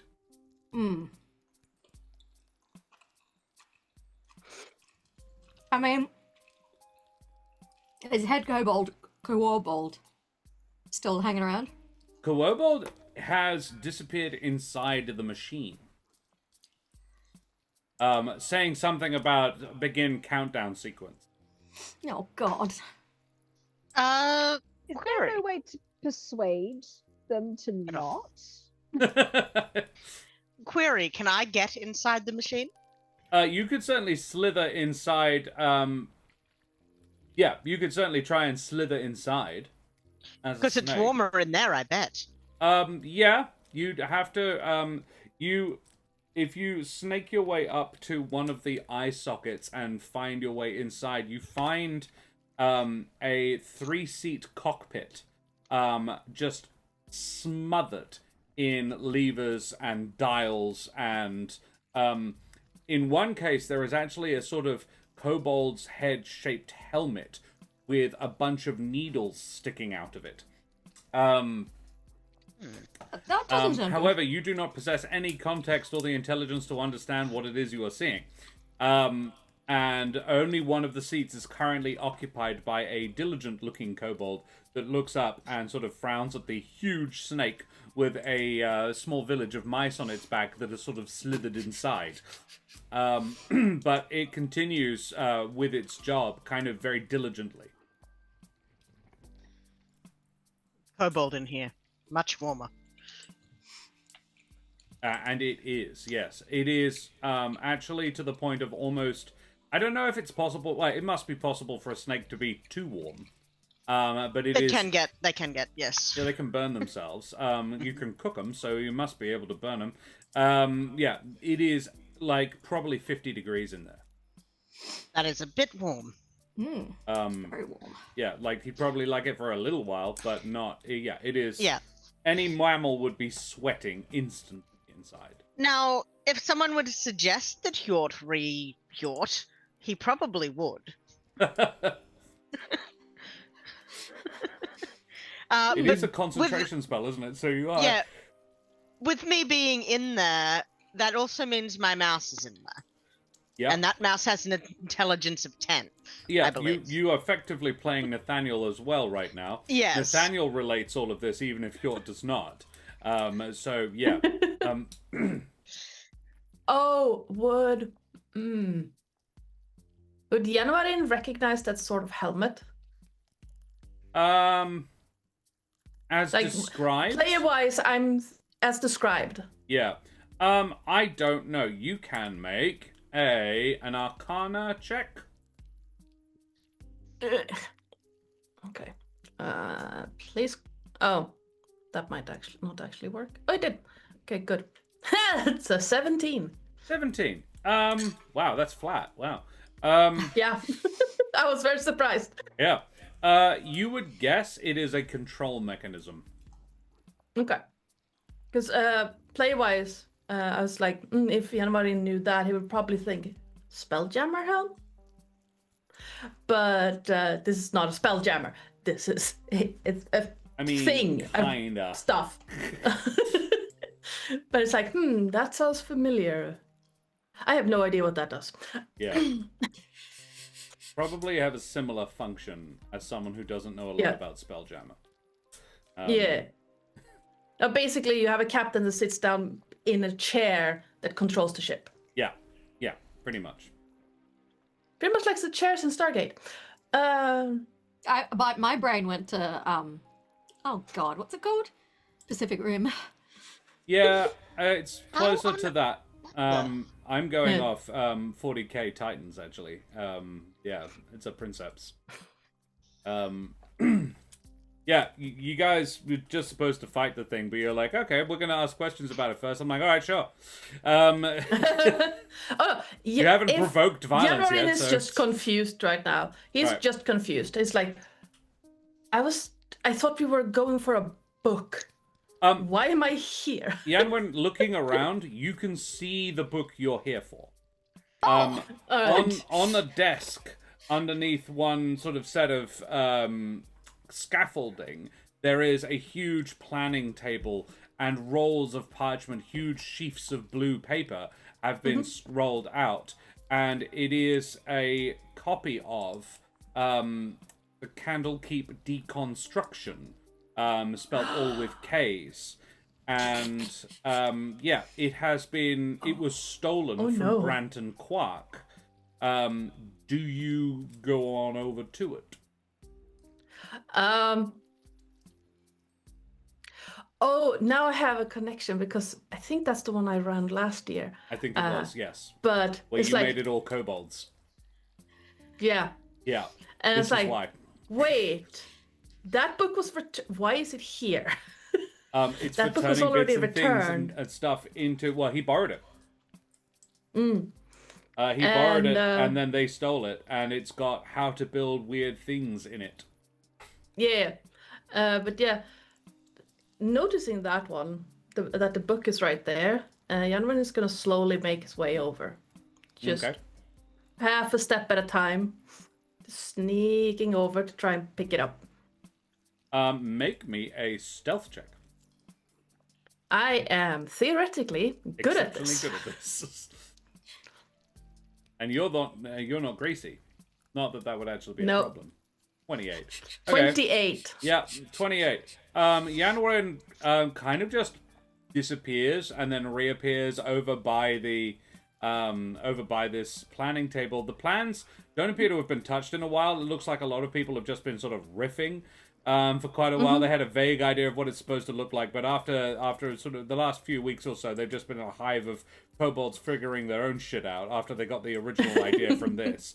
You can see some modifications have been made to the actual plans, but it's relatively easy to rub it all off.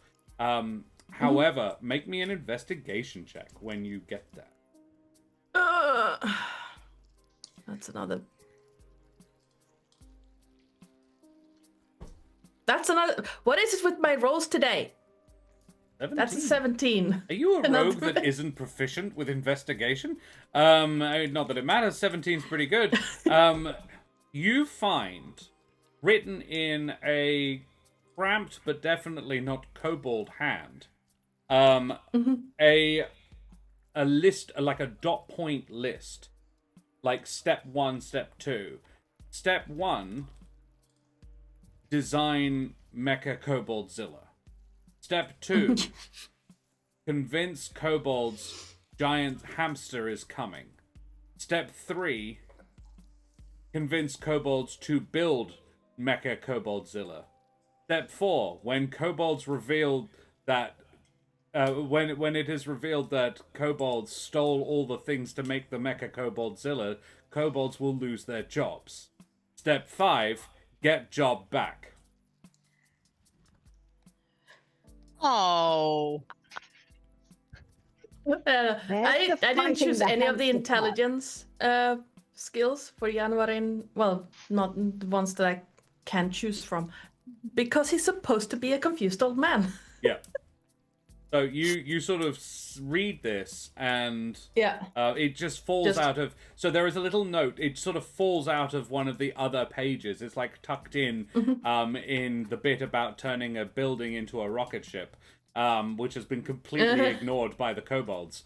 Because it's completely irrelevant to this particular instance, although it actually would be super useful in a far more effective manner to get rid of a giant space hamster and shoot it down with a building rocket. And probably easier too. But yeah, you find this, and I don't know if you possess context for what it might mean. But no, yeah, I think you find the out. only thing Janwarin knows is that someone tried to blow up Candlekeep last year. And he wasn't there for it. But that's it. Yeah. But you do And find that piece of paper and possibly bring it back to show Sprinkles. Oh yeah. Oh, no. We've been yeah, swindled! He'll take the note and, if possible, take the book. Because that's what we are here for. Yep. And then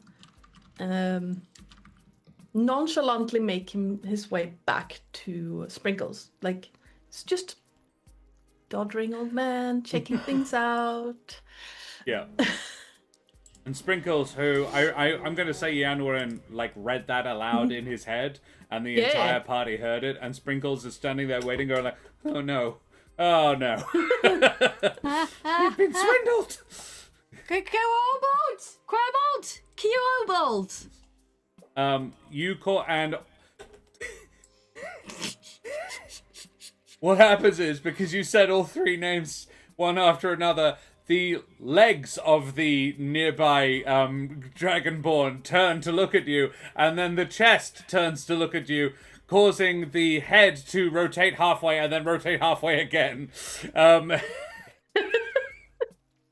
then the head turns a third time to look at you, and you hear, yes, yes, yes. And not you, Boss Kobold. oh. Kobold? A hatch just under the left nipple of this thing cranks open, and Kobold's head. Yes? You help now? We've been swindled. We're all in terrible danger. You're right. Start the engines.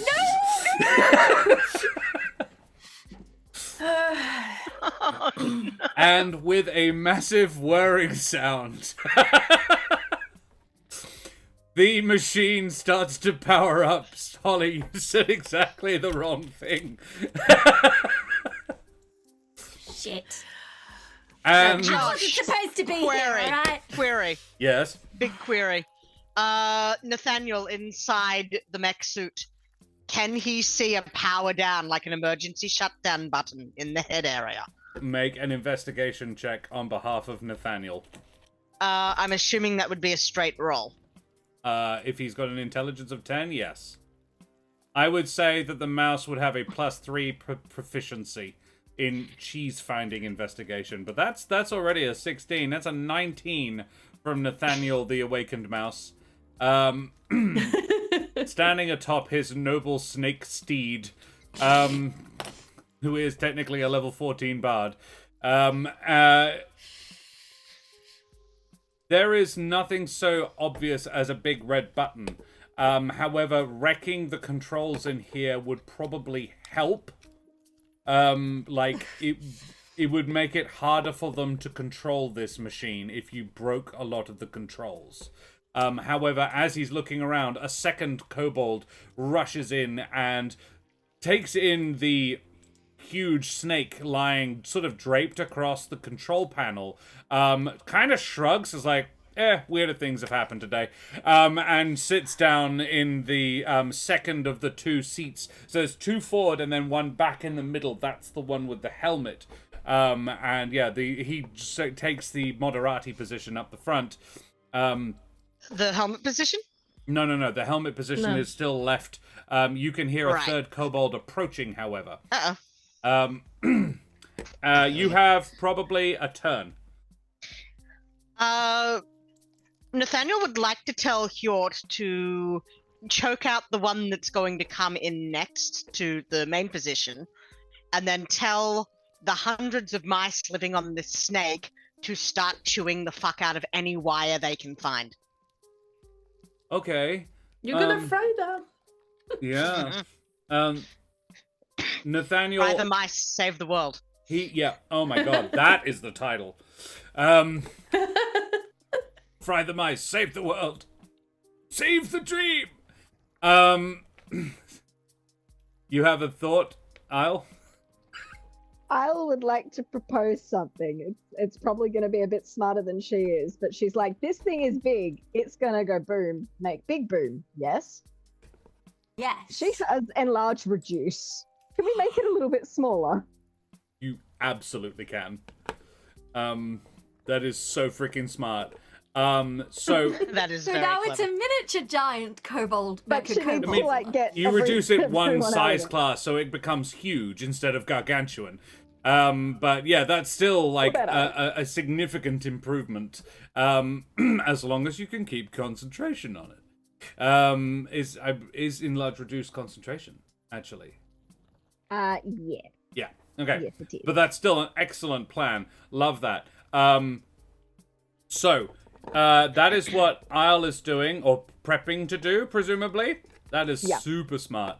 Yandorin, Sprinkles, Hjort is about to throttle the next kobold through the door.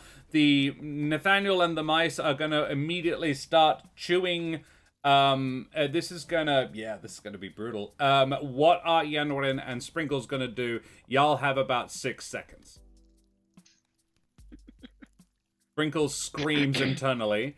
Can Yamarin still see a kobold? Kobold? No, he stuck his head right back in immediately. He's like, start the engines! Immediately, head goes back inside. You can infer it might well be him, who is on his way up to prevent the to take command. Then that won't really work. I had an idea, but it requires sight. I think. Let me double check. Yeah, you can see.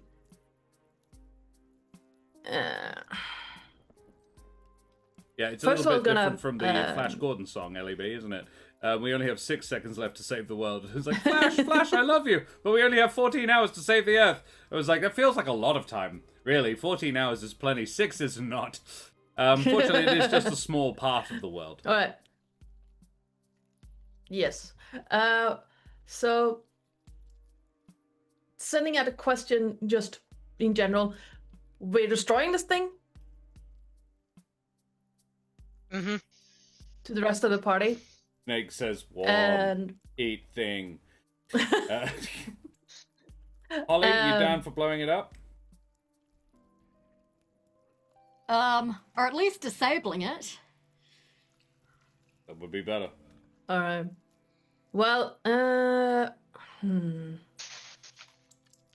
have 40 feet of walking speed. So Yanwan is gonna run up as far as he can get, as close as he can get to this thing. And then star step up to I have this image in my head now. Just as it starts shrinking down, he just star steps up onto the shoulder. Because I can, it's 30 feet. Yeah. So can he get up on there? If he can get up waited there, until it was shrank, yes. yeah. So basically, starts running as soon as it starts shrinking, and up onto the shoulder, and then in his hand you see this just purple dagger forming, and he's gonna try to shove it down in the neck, like where the neck meets the shoulder of this thing. Yep. Just to bury it in there. Is that are you planning to do that prior to combat initiating, or is that, because that will basically initiate it?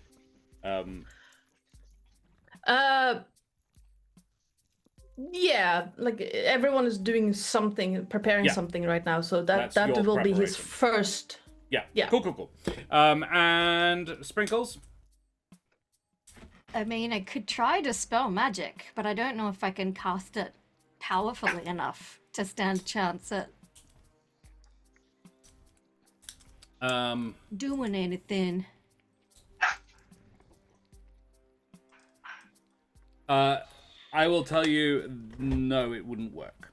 I didn't think it would. Tell you what, I will cast Cone of Cold. I will try and freeze its leg joints so it can't move.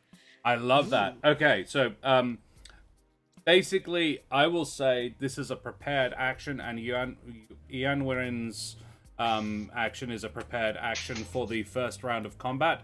We will just take a short little breaklet now because we've been going for a couple of hours. Let Ellie figure her camera out, and we'll be back very, very shortly, everybody, for a little bit of Mecha Koboldzilla combat. Say goodbye, everybody. Bye-bye. Bye, everybody. Bye.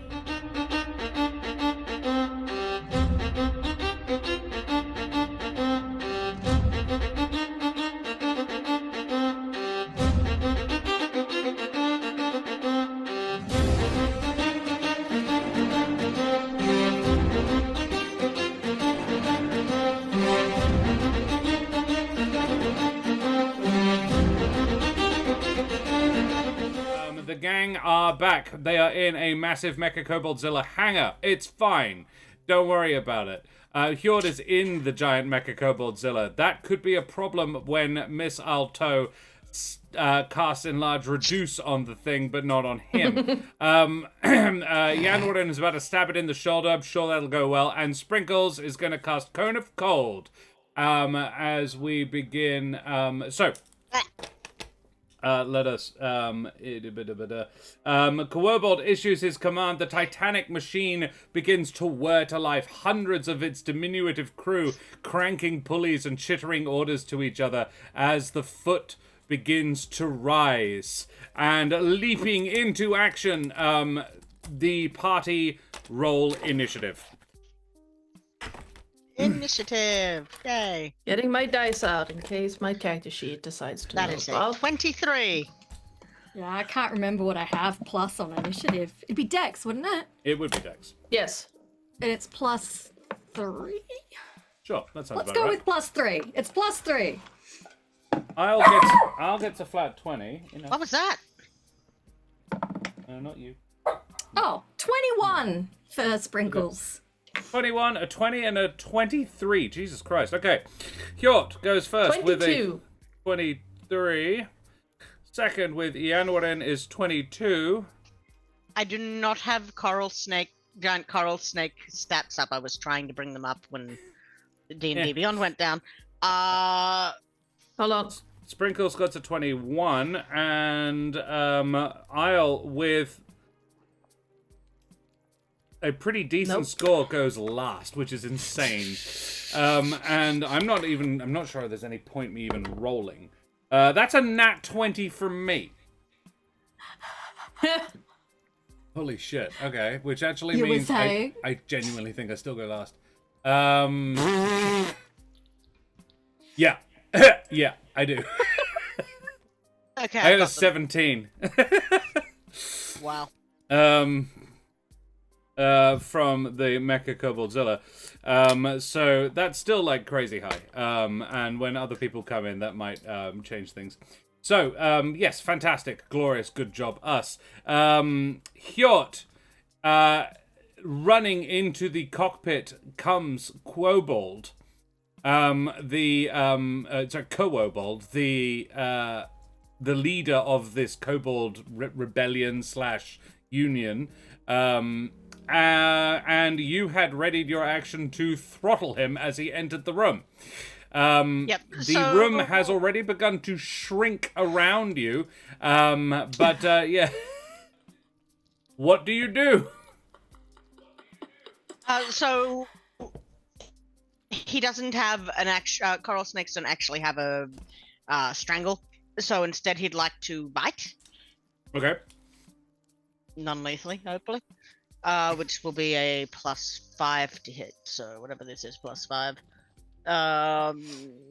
18. 13 plus 5 is numbers. 18. Yep. Will an 18 hit? It should do. 2d4 plus 3.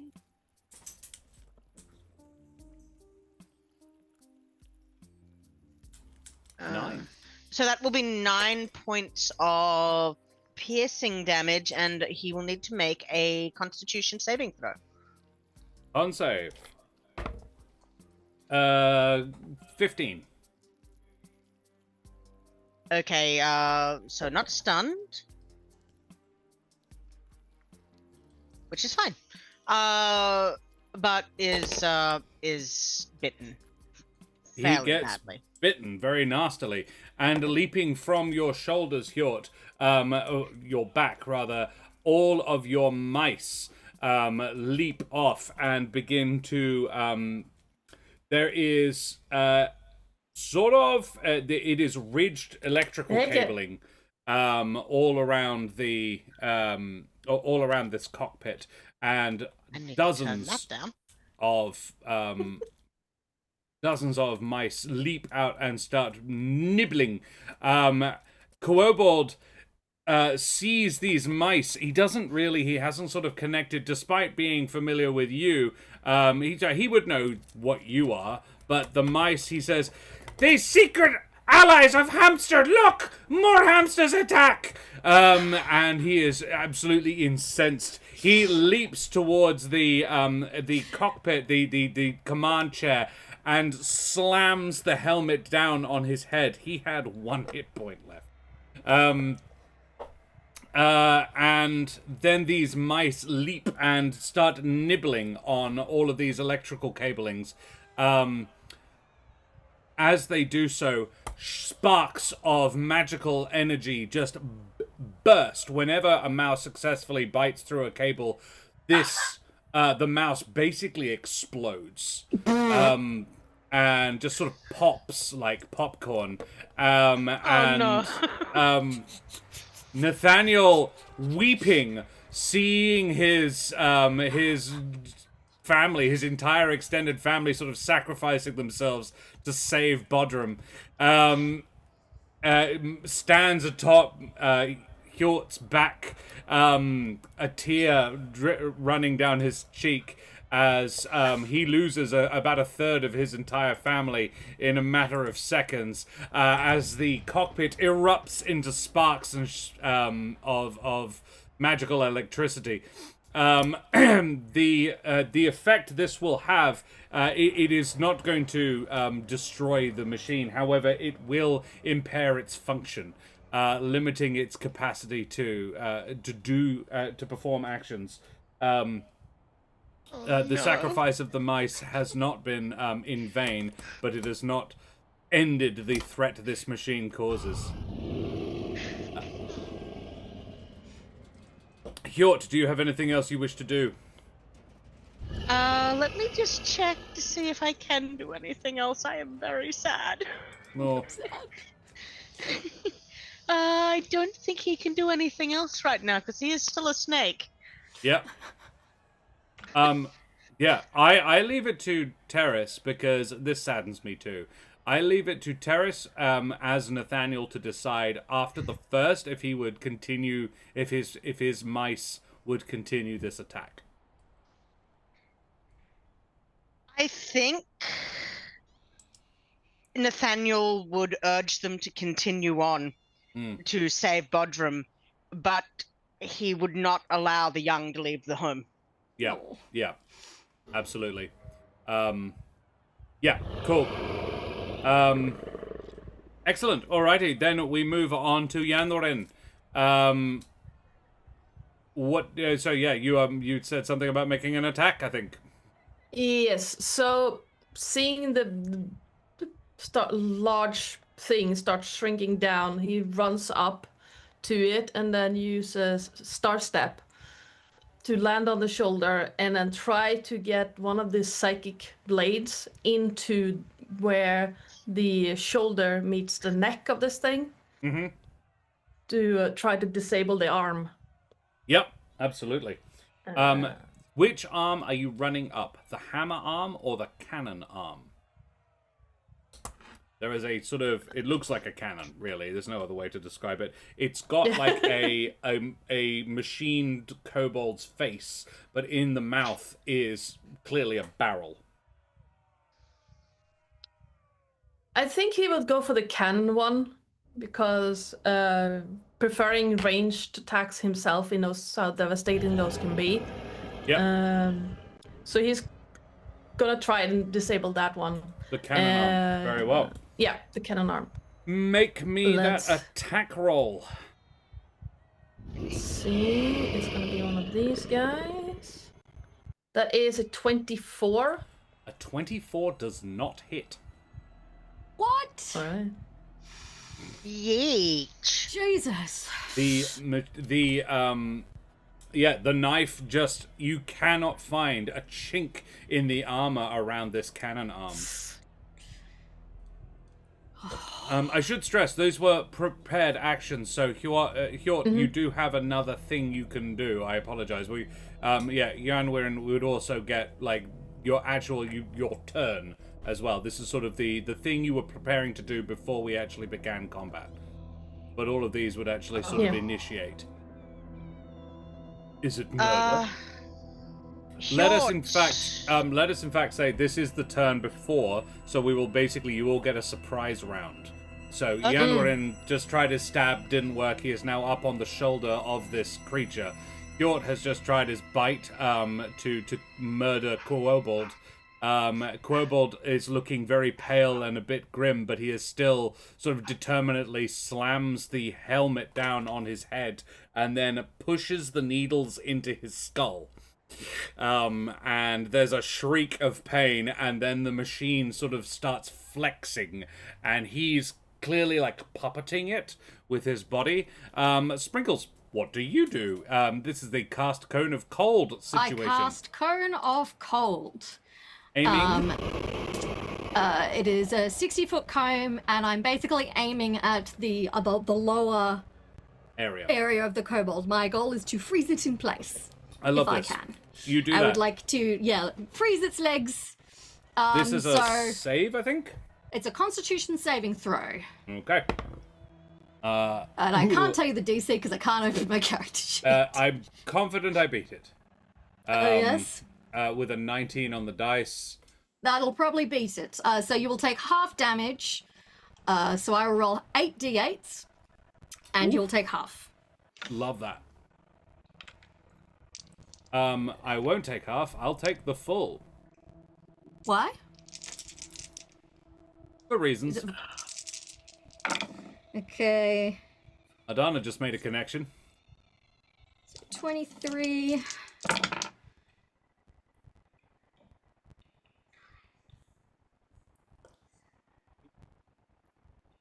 45 points of damage. 45 points of damage. The legs of this machine seize up, basically locking in place the joints, just sort of clunking together, ice forming all around it, and several bits of armor freeze and crack and actually sort of shatter off. Technically reducing its AC by a couple. Ooh. And it has taken 45 points of damage.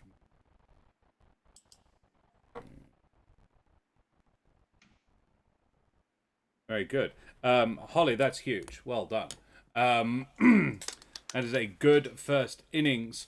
And yes, you've frozen off some of the armor plates, reducing its capability. It's Isle. Isle, you're going to shrink it. I love this. You cast Enlarge Reduce on this creature, this thing, this monstrous machine, and I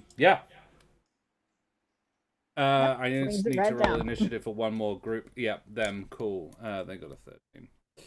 Oh, great. That sounds so much fun. It's fine. Don't worry about it. I'm enjoying this pen that I found in the park. It has pink, glittery ink that smells of strawberries. Lovely. I love that. I was like, you are my new marking pen. Cool.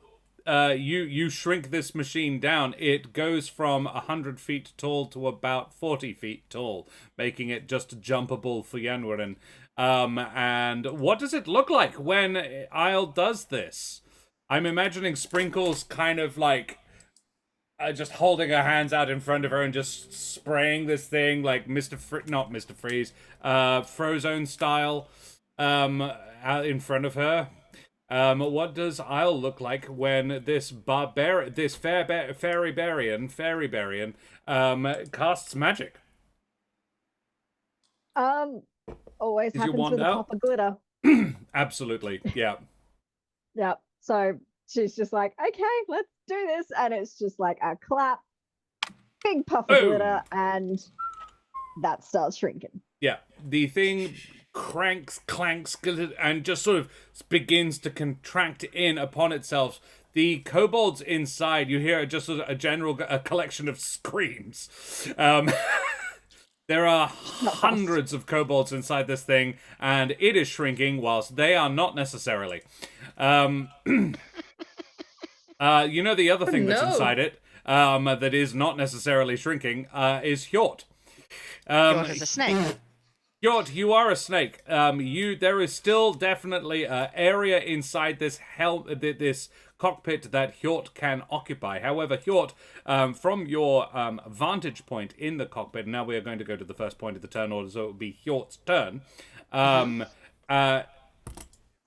Sprinkles, Isle, and Yarnwarin would see the other kobolds in the hangar, and there are hundreds, react somewhat negatively to your attempts to sabotage their creation. A roar of frustration and irritation comes from these creatures as they begin picking up armaments. A few start strapping themselves into construction mechas, and others pick up rudimentary or not so rudimentary weaponry. So you will have to contend with the ground crew as well as the monster machine itself. But you have done a jolly good job of at least crippling it in the first place. Hjort, the cockpit around you shrinks and contracts. Hjort, you can see the 3 kobolds in the room with you are also shrinking. They are connected to this machine in a very meaningful way and therefore shrink with it. That may not be true for all the other kobolds inside, and it's definitely not true for you. However, some of the mice are also shrinking because they are connected to the etheric energies powering the thing. So these tiny mice that are still smoking vigorously from their shocked, and like a few of them survived and are just like little poof balls of fluff as the static electricity is puffing them up. Some of them just get a rush. It is becoming really quite difficult to maneuver in here. It would be a disadvantage. That is the least of Hjort's problems right now. Hjort might be a snake right now, but he understands the concept of kin, and those mice are his kin.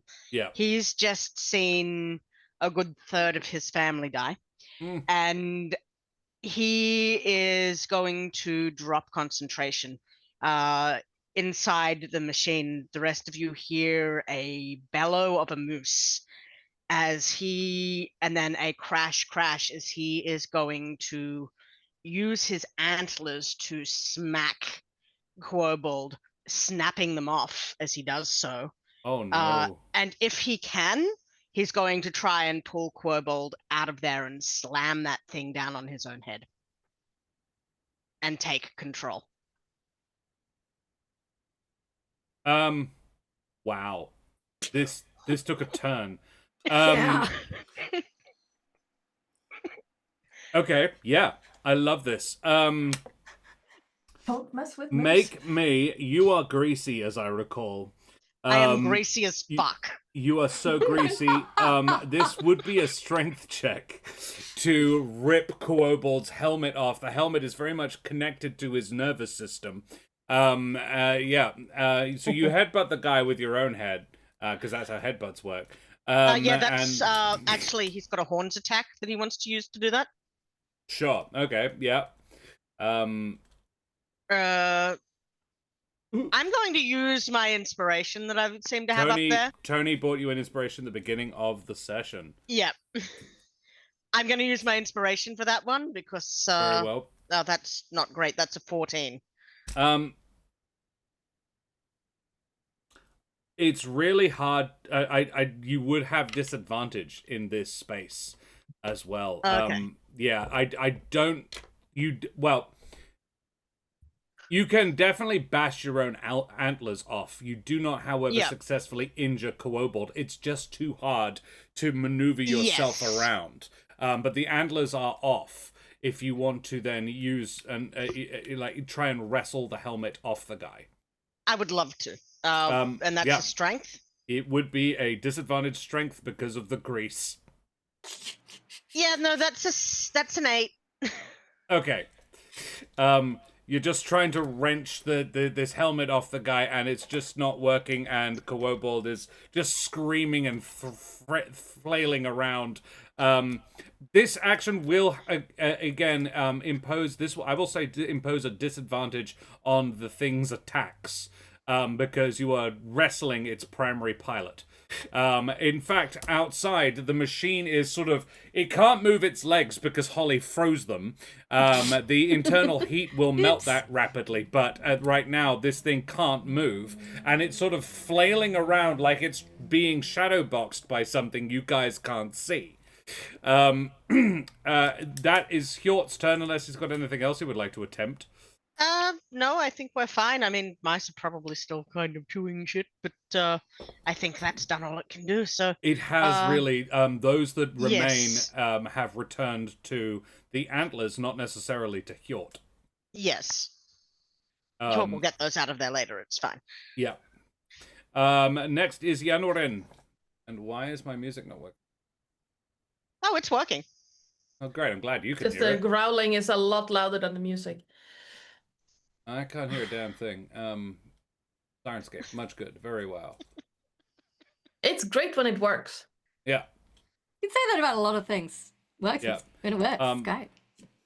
It is an issue I have a lot when Karen and I are streaming at the same time. Just the bandwidth just isn't big enough, which, you know, the Australian government did such a great job of broadband rollout. There we go. I can hear it. Alrighty. Yanwarin. You are atop the shoulder of this much smaller Koboldzilla now. I see, like, Very balancing modest. a bit, just... Well, yes, that didn't work. Let's try that again, but with emphasis this time. Again, but with feeling. Yeah, Feeling. and from the ground, Isle and Holly sees that same flashing of purple. As it's not, he's a rogue. Stabbing is what he does. So he's gonna try that again, Yeah. but this time you see the blade becoming a little bit longer.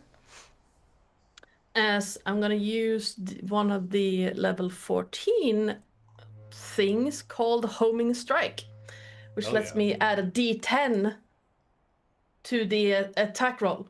Hell yeah.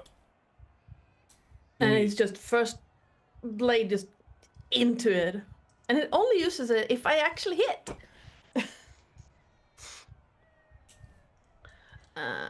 Where did you go? You're up here. There we go. First hit is a 26. Does hit. All right. If you want to use it, you don't have to, but 26 does hit. All right. Let's not use it then. It doesn't say if I have to call it before the attack, but no, the trigger is if I miss, I can add it. Okay. Ah, there you go. So Yeah, that cool. hit. Good, Youch. good. You'd Good, hope a good. 26 would hit. Mind you, you'd hope a 24 Yeah. would hit, and it didn't. Exactly. We tell can you hope a for lot free. of things. I'll tell you for free, it wouldn't have hit last time. Yikes. 6 points of psychic damage. Yes. Excellent. Does indeed. For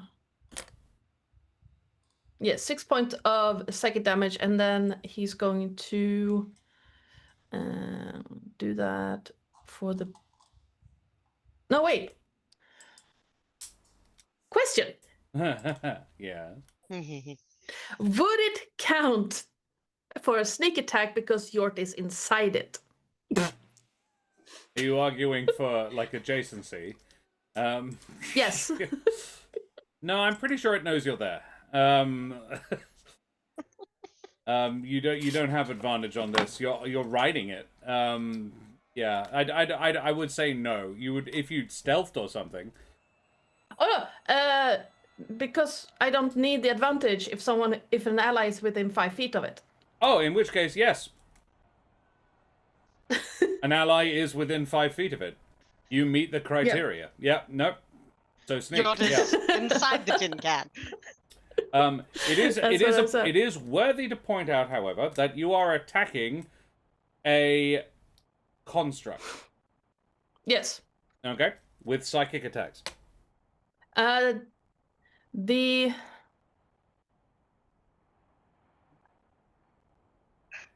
me double check. Yeah, but he doesn't know that. What, that it's a construct? Janvarin doesn't know psychic attacks doesn't work on it. Oh, he doesn't know that. No, correct. No. Because as far as I know, he's never fought a construct before. Fair enough. So this is basically fuck around and find out. Okay. I love this. Make me that sneak attack damage roll then. Yeah. Where did he go? There are so many things because rogues are stupid like that. Where is my 14 levels of rogue, There's though. my This is going to be a lot of sneak. Sneaky. 76 23. Not amazing, but still. It's 29 points of psychic damage. Janorden, you dig your psychic blade and into this. You're like, no, fuck this. I'm good at stabbing. This is like my one thing. And you find a chink in its armor. You dig your psychic blade into it, and then you twist it, like opening a beer bottle, and just pop off a whole armor segment. And a big chunk of the shoulder armor of this creature just drops off and falls to the ground. 29. That makes for... good.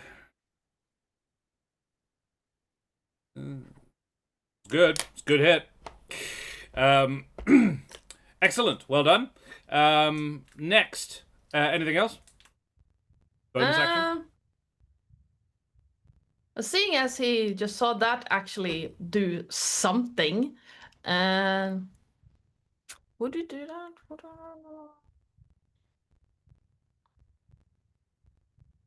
And it seems to be working. He's gonna do that again with the bonus action. It's not as good. It's just a D4 this time. Yeah. But no, that's an 11. Nope. Oh no.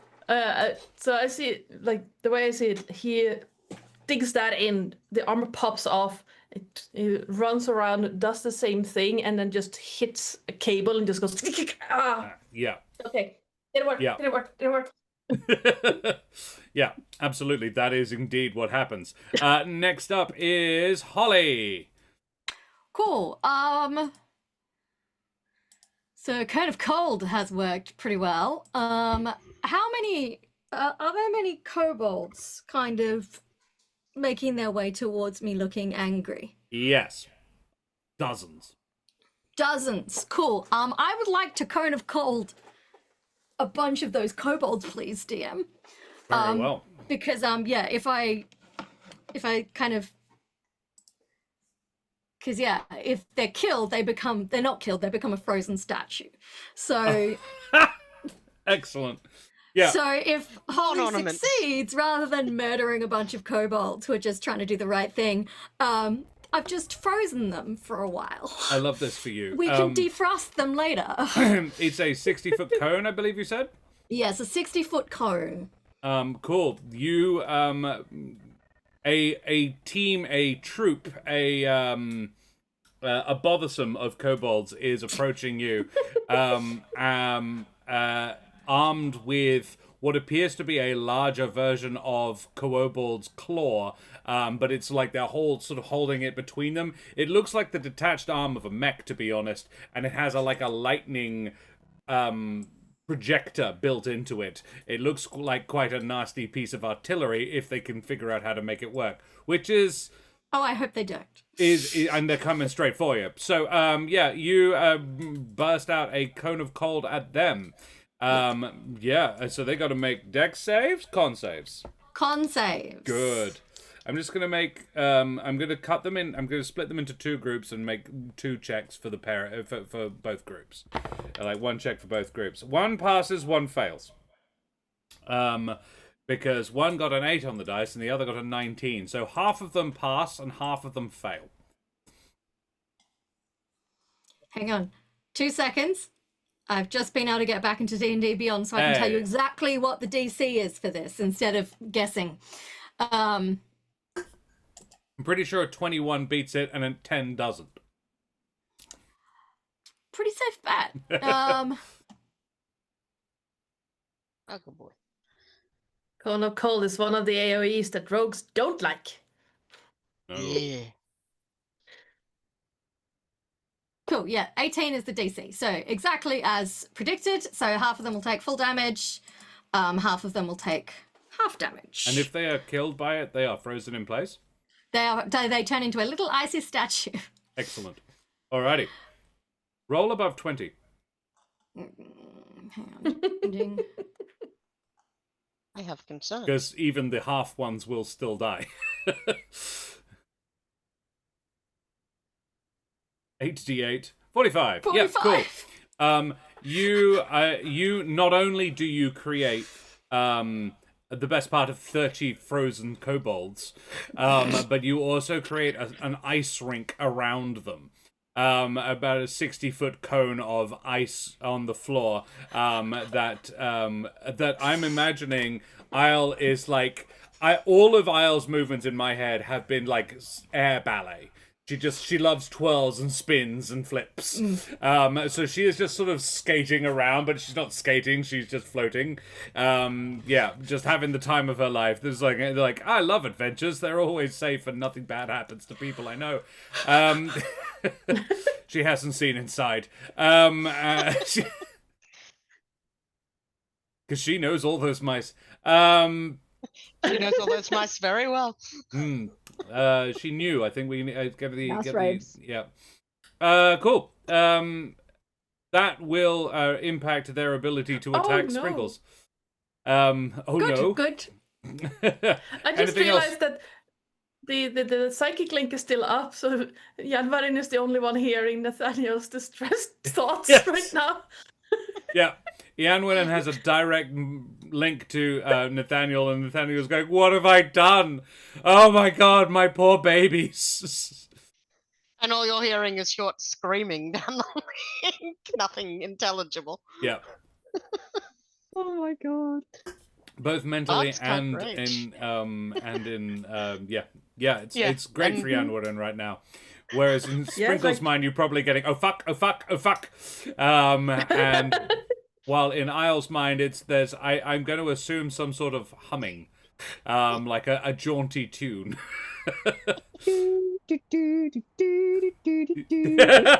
Yes. Oh music. no! That reminds me, I that. have to send you guys something. Anything else, She is Sprinkles? concentrating though. Yeah, that's her concentrating music. Yeah, I don't have a lot of like bonus actions I can really do, so I'm just gonna chill and see what happens next. Very well. So you're just going to hang out. I will tell you, you are about 50 feet away from the Mecha Koboldzilla. Yanwarin is on it. Isle is, because we've said so, skating around in the field of the kobolds. She would have to be 60 feet away from the Mecha Koboldzilla because that's how far Enlarge Reduce works. And Hjord is in it. So that would be where you are. Ianwarin. No, Isle. Sorry. There's the first time I've ever had 2 characters whose names begin with I. Isle, what do you do? Well, she is still concentrating on keeping the thing small. Yep. So, So rages are off the table. Yep. So she's not going to rage. That is not happening. Which is literally the only thing she can do. Right. So What? she's just like, I'm just going to keep concentrating because What about attacking? can she attack while she's concentrating? Definitely. Yeah. Yeah. Yeah, you can attack whilst concentrating. You just can't enter a barbarian rage because that stops you being able to think clearly. I think is the main trick. But yeah, you can definitely smite the stuff. No, she's. Yeah, that's. I don't remember what edition they stopped doing that because I think it's first and second edition. You couldn't do anything except concentrating. Yeah, what's that's the- that's Which is what I remember. bollocks. Yeah, no. Yeah. Because I think it was still in 3 as Oh well. wow. Because that's what I remember. That's why I was like, can I? Yeah, no. Because I haven't played a barbarian in a very long Otherwise, a time. wild magic barbarian would be kind of redundant. It's like I'm just gonna concentrate on keeping it small. I'm like, it's not that useful. It's good, but it's not that useful. Alrighty, gonna take a swing. Yeah, might as well. Yeah. Mhm. I feel like that's like with someone whose name is Missile Toe. I wanna Yeah, I wanna she see some does have. DM fun wants some with Big these. Bang. Well, she does have a wand. It's a very fun wand. It is called a Excellent. wand of magic missiles. Yep. Sweet. So she might just use that Sure. casually. So yes, we're going to use that at a 3rd level because we can. Okay. Third level So, magic missile incoming. Yeah, let's see what this is going to get me to do. 5. Pew pew pew pew pew. I like to think it makes some sort of Christmassy noise when it fires. Well, that was shit. That's the max damage. Yeah, still shit though. Woo! The best it could possibly be. Yeah, But you just have I to do it wanted for every more. single one and you automatically hit. So 3rd level means what? 6? 5. 5. 5? Oh, yeah. 5d4s. Yeah, 5d4s plus 1. is it? Yeah. Because Yeah. that's Yeah. literally okay. It's 3 at 1st level and then 4 at 2nd level and 5 at 3rd level. What is this doing? Oh my god. But you have to roll each one individually. That's why it's making you. Yeah. Yeah. You don't just get That's a 5 again, so that's 2 a 5s. 10, 10. A 4, 14, wow. another 5, 19. and another 5. That is 1 point off max damage. That's 24 points of damage from a 3rd level magic missile. That's That- amazing. That's huge. Yes. You guys have done nearly 100 points of damage to this thing. Each. And this is where it gets its turn and we die. Well, We are looking forward to this. yeah. So, Isle, how far are you? Still a decent distance away from it? Well, how close did I have to be to do anything? Magic with missile that? is I think, infinite range functionally. Like, I Yep, think you have and to I be able need to to see be. it. Yeah, I need to. But to concentrate, I need to be at least 60. So I'm probably, depending Okay. on where that lovely ice rink is. Yep. I'm where that is. Okay. So Use the I'm kobolds assuming I'm for within cover. that. All right. Yeah. It is the Mecha Koboldzilla's turn. What to do? It has 2 attacks, one with its gazebo smash, one with its tail, or it's going to use its dragon breath. You know what? It's got to use its dragon breath, right? You've got a dragon breath, you've got to use it. 60-foot cone, copying Sprinkles and Isle. I think it'll have to be. So can you please both make me dexterity saves? Sprinkles, as greasy as you are, and Isle, as greasy as you are, you both get advantage on this. Natty 20, baby! Natty 24. 20, 24. Wait, is I will, this however, against, fall over. Oh. Is this against an effect that I can see? Yes, very Cool, much so. I get advantage. Yep. So it You- evens out. It becomes flat. because Yeah, you it's still had 17. you already had advantage because of being greasy. Unfortunately, a 17 is not enough. Damn it. But a 24 is. Isle, you're going to take the full. Holly,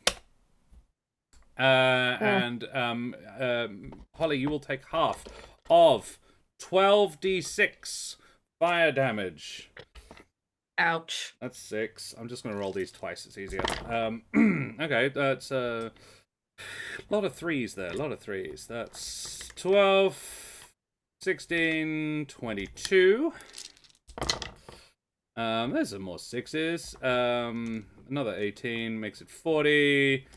50 points of fire damage. Bloody hell. On failed or half on a success. So 25 on a successful save. But that is all it is capable of doing this round because of all the things y'all have done to it. Rendering it generally distracted, confused, and unable to move. The ice around its legs does, however, sort of slough off. Because it's you've managed to it's warming itself up basically. Cool.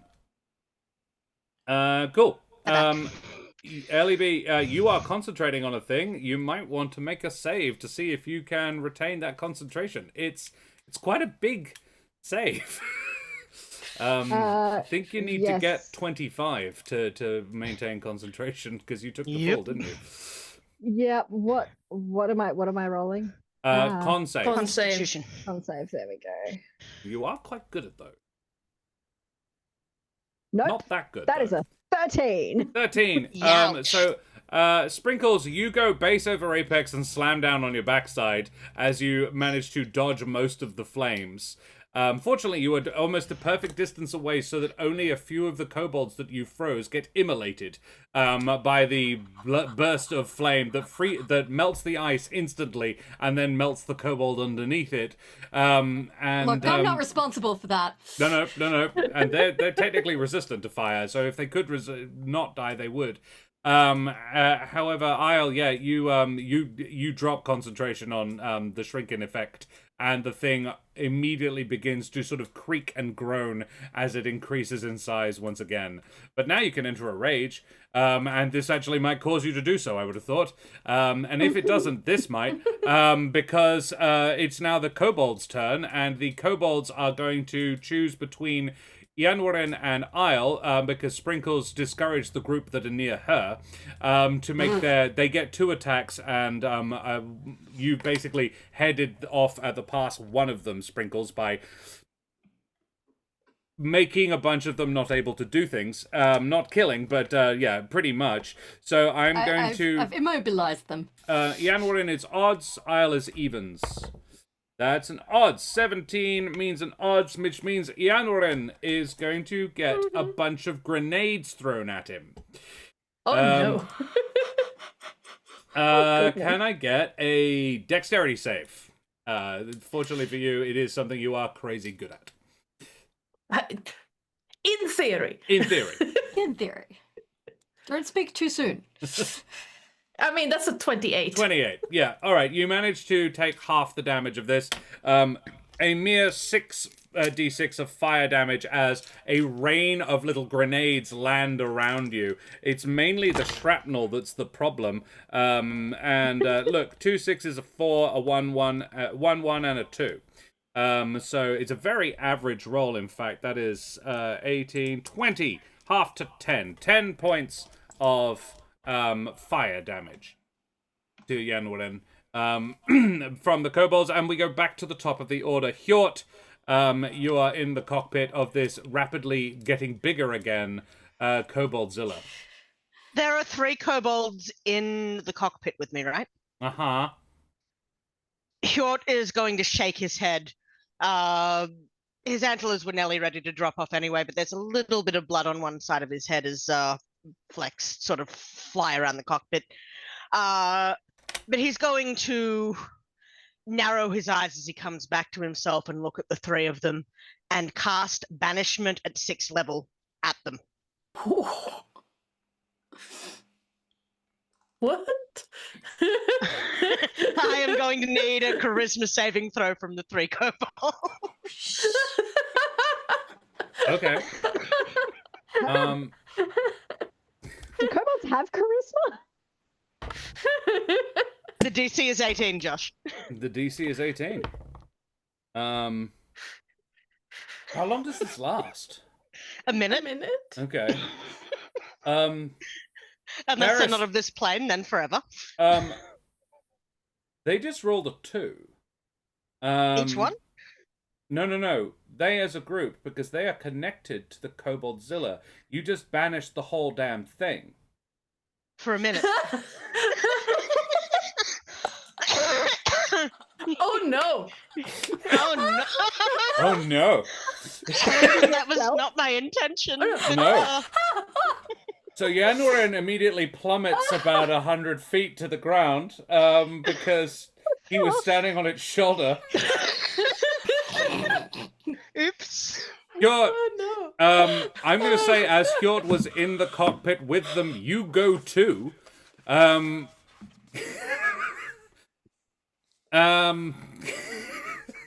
You're Heal kind of up while they're in gone. the thing. Where does it go?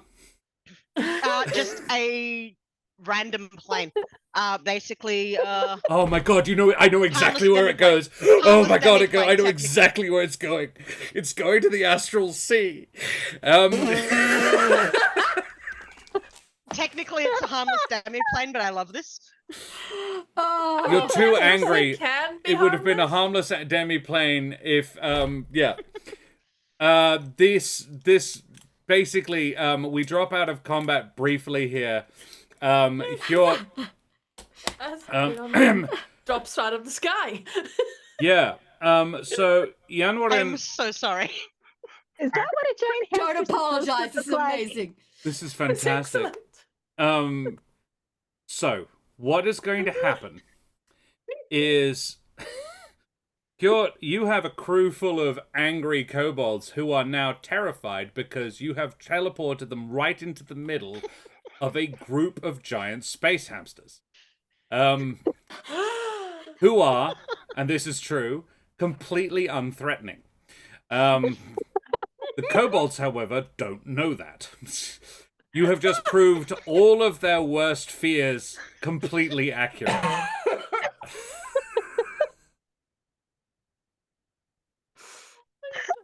You have become the monster. You either live long enough to see all your mice friends die, or you become the monster they feared you would be.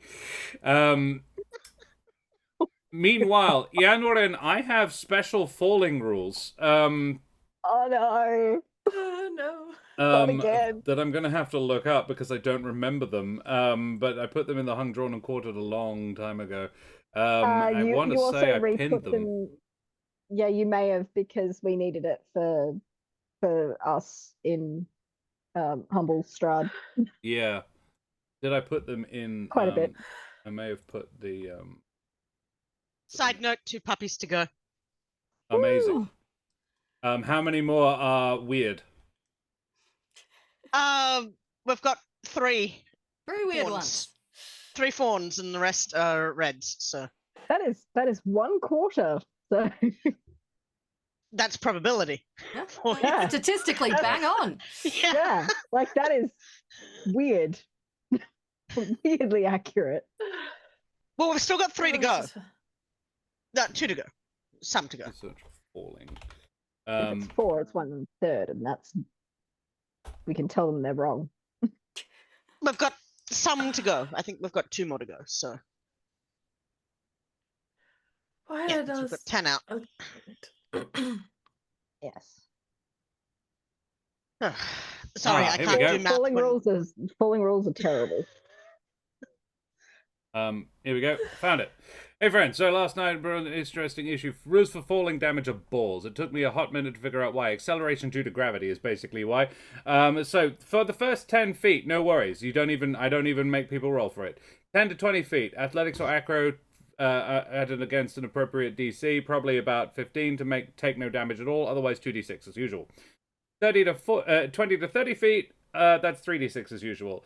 30 to 100 foot fall, this is where things get a little bit more complex because I view this as like compound interest. So it's 3d6 for the first 30 feet, and then for every 10 feet or part thereof afterwards, you roll 1d6 plus 4 falling damage.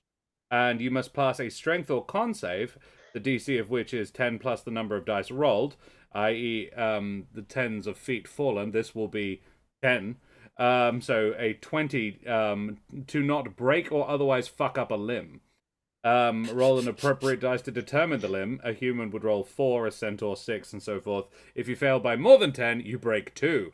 So, I would suggest con save because you are currently... Oh, no, you are not disadvantaged at strength saves because you're not greasy. Nope. However, I will roll you 10 d6s. That we will add a bit to.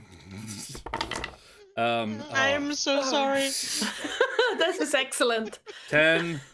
What's a lot? 20. 31.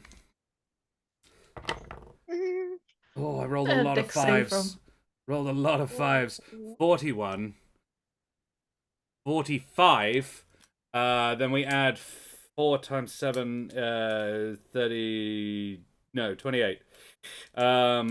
65, 73 points of falling damage. All right. And the dex save is 4? And it's not a dex save, it is a strength or con save to not break a limb. We are going with con because Cool. that's a positive number. Good? Okay. That's a 3. Oh my god, that's the worst. You are going to I break can't even 2 give you limbs. bardic.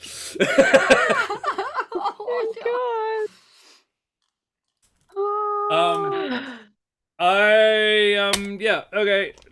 I can't I'm gonna even say give you it's... bardic because I'm in the astral sea. Yes. We're gonna roll. So if it comes up with the same number, you only break 1. Odds are left, evens are right. Low numbers are arms, high numbers are legs. That is a pair of 3s, which means your left leg It's broken in 2 is places. fucking shattered. God. Explodes as you hit the ground. You don't take any extra damage from this, but yeah. Yeah. Crunch time You is just- something different, yes. Januar is currently like slightly hunched, one hand on the thing after having stabbed it, and then it's just gone. I killed January. Oh, nearly! I have 3 hit points left. Holy Not shit. dead yet. There is, however, a bunch can't of help very confused and angry goblins, kobolds. Yeah, so he hits the ground, and you just see like Spring Holly and Isle would just see him hit the ground and just leg buckling Yeah. and just laying on his front on the ground, not moving, because pain Yeah. is just immobilizing him right now. Isle's not going to know what happened, so she's going to just be like, "Is that what the hamster's meant to look like?" I reckon Isle thinks it got really small. Is it tiny now? Wow, I'm getting really good at this. And I imagine that with the way he's landed, like the gray robes he's been wearing the whole time is kind of hiked up a little bit, so you can see that he's wearing like leather pants underneath it, leather boots. Yeah. But that didn't help at all. No. So that's what happened to Yanorin. So Cool. you are all surrounded by about 300 angry and confused kobolds. Well,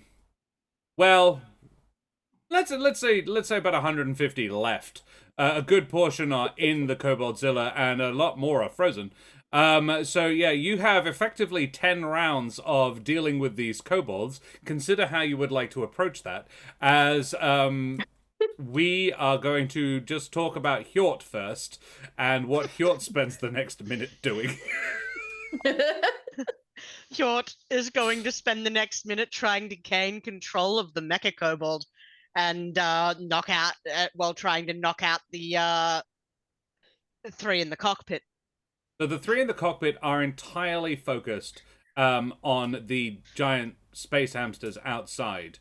And just even the presence of an angry moose is not enough to distract them from the mortal fear that they've been living under for the last several weeks, whilst they frantically constructed a giant robotic kobold to fight off the other things with, and then have just had their worst fears proven absolutely nowhere near bad enough. It would take a little while for them to, eventually Kobold will go, intruder! Security to the bridge! But you would have at least a couple of rounds of what do you do, Hjort, as... You can't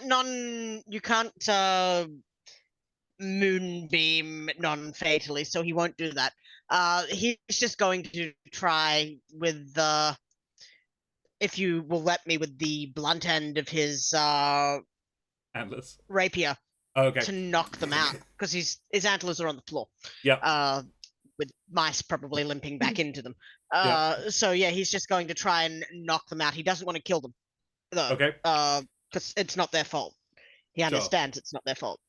But he needs to neutralize the threat. So yeah, he'd rapier them until they submitted or were unconscious, and then he'd take control of the mech. Okay. So you want me to roll something for that? Yeah. Yeah, I do. Some attack rolls, I think. To see if you can't bludgeon these guys unconscious. How many would you like me to roll? Roll 2, and then there will be guys coming into the bridge behind you. That's an 18 and a 23. Yep, okay. Roll me some damage on both of those.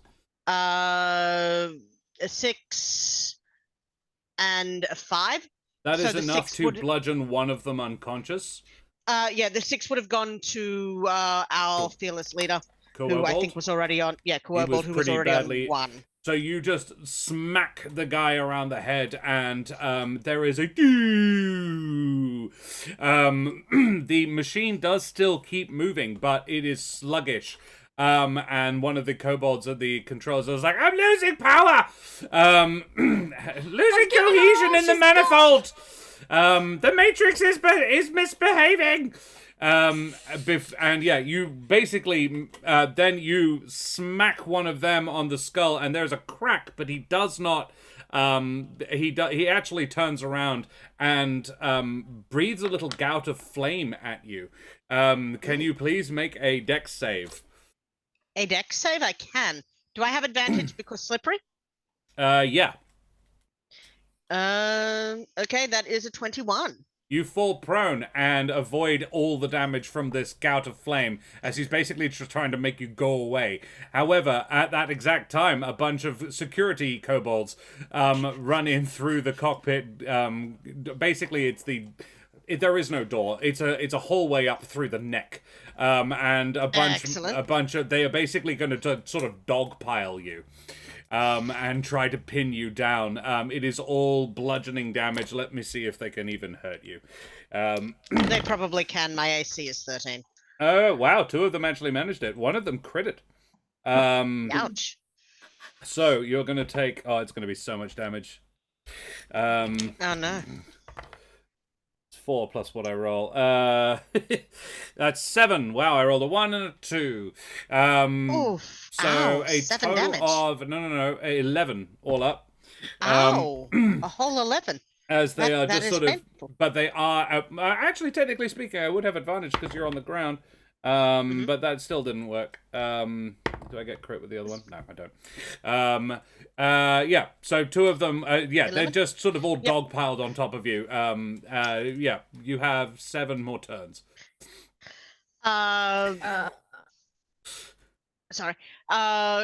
Still me then? Hjort is going to, at this point, because he's being whelmed, try and moonbeam the entrance to the cockpit and any kobolds in that vicinity.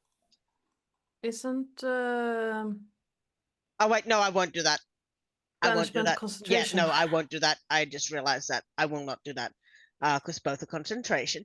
Oh. So no, he's not going to do that. What he's going to do is trying to keep himself out of it, but anything in front of him, he is going to shatter. Oh. The I need a cockpit con save. is not really large enough to avoid getting yourself in it. Ooh. Hey, well, let me check something. 8, 16. He'll do it, because that's only a max 23 hit points, but that could do some massive damage to some Very kobolds. squishy kobolds. Yeah. Question: can he make sure that the mice are not affected by this? Yeah, if he ooh. They're in the antlers. Will that help them? Yeah, I will say yes. Okay, it's 'cause he thunderous wouldn't do it- damage, and they are all Yep. just cowering under their beds, their little paws over their ears. Yep. They're having a bad day. They're in a corner, let us say, which has just sort of scooted them just out of range. You put it as far away from them as possible. Yes. Yeah. Basically, so- that's the trick. To avoid getting the mice, you will cop yourself. Yep. So he's happy to do that. Yeah. I cast Shatter. I'll need to make a con save for myself. I don't know what the number I need is, but 18. I just rolled a 20. one of them got an for myself. 18. However, the others. So that will be 17 damage all up. Oof. Yeah. That Uh, straight up kills all three of the ones who are dogpiled on top of you and one Yep. of the other co-pilots. And that means I take half of that, don't I? Yes. The remaining co-pilot is dazed and on very limited hit points. But yeah. Half of 17 is 9. 9. Excellent. No, 8. Rounds 8. down.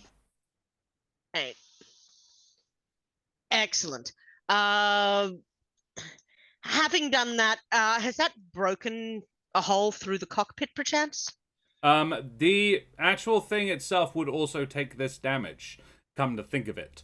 So I will make a con save for the actual construct. But yeah, the construct passed flying colors. Excellent. Yeah. So it takes 8. Let's Yep. down to that. Yep.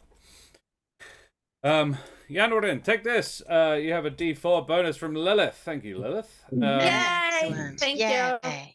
I'm gonna need it. Go.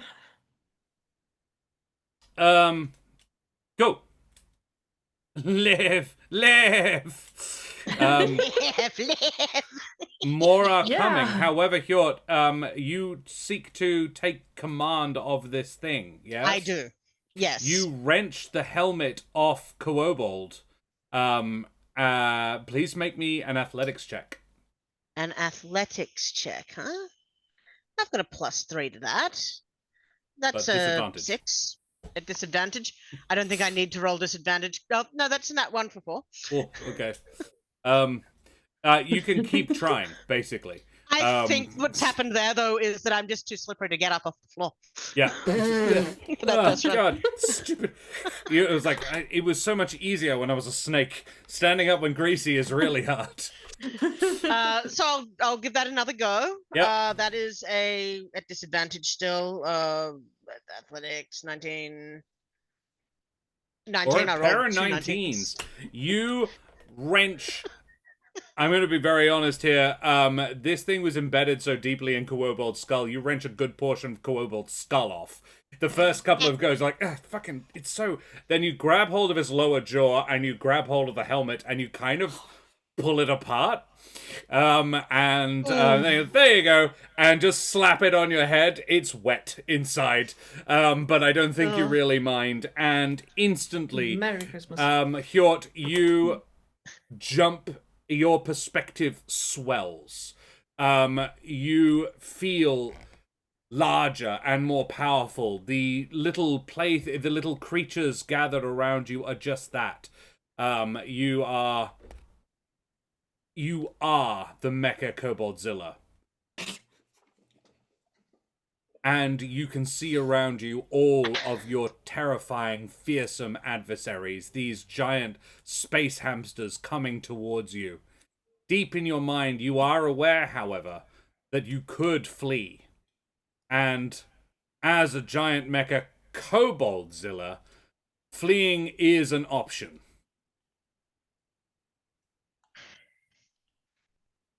Hjort is now a Koboldzilla. He understands this. He understands he is the biggest, baddest kobold there is, yes? Yes.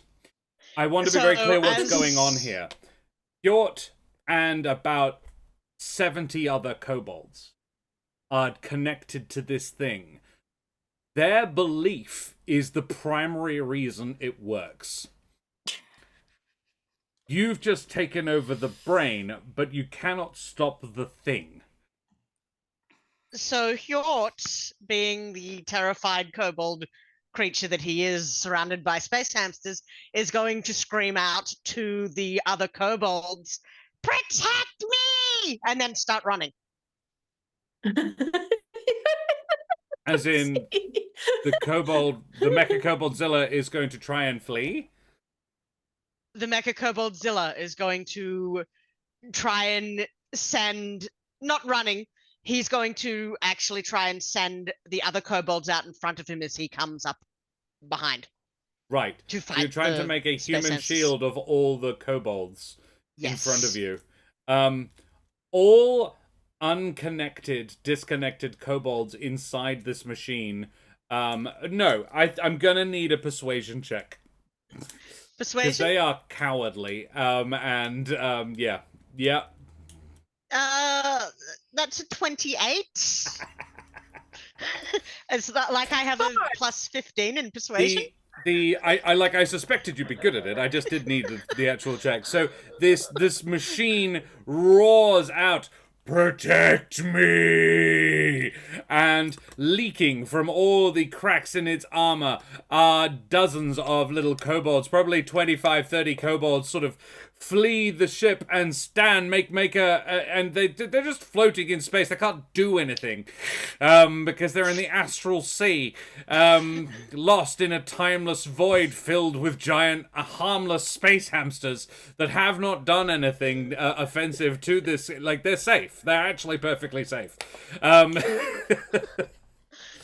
As they rush out and start little gouts of flame gusting up in front of them. Basically, Hjort, will you take offensive action, or are you just coming up behind them, sort of shielding yourself behind this kobold shield? No. He's sent them out to attack because there's a sea of space hamsters here. He is going to try and grapple the biggest one. Right. Okay. Yeah. Cool.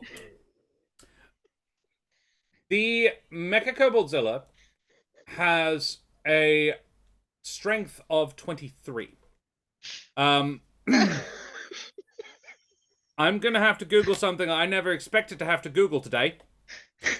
The actual strength of a giant space hamster. Hold up. Hold up. Holy shit. I am so sorry.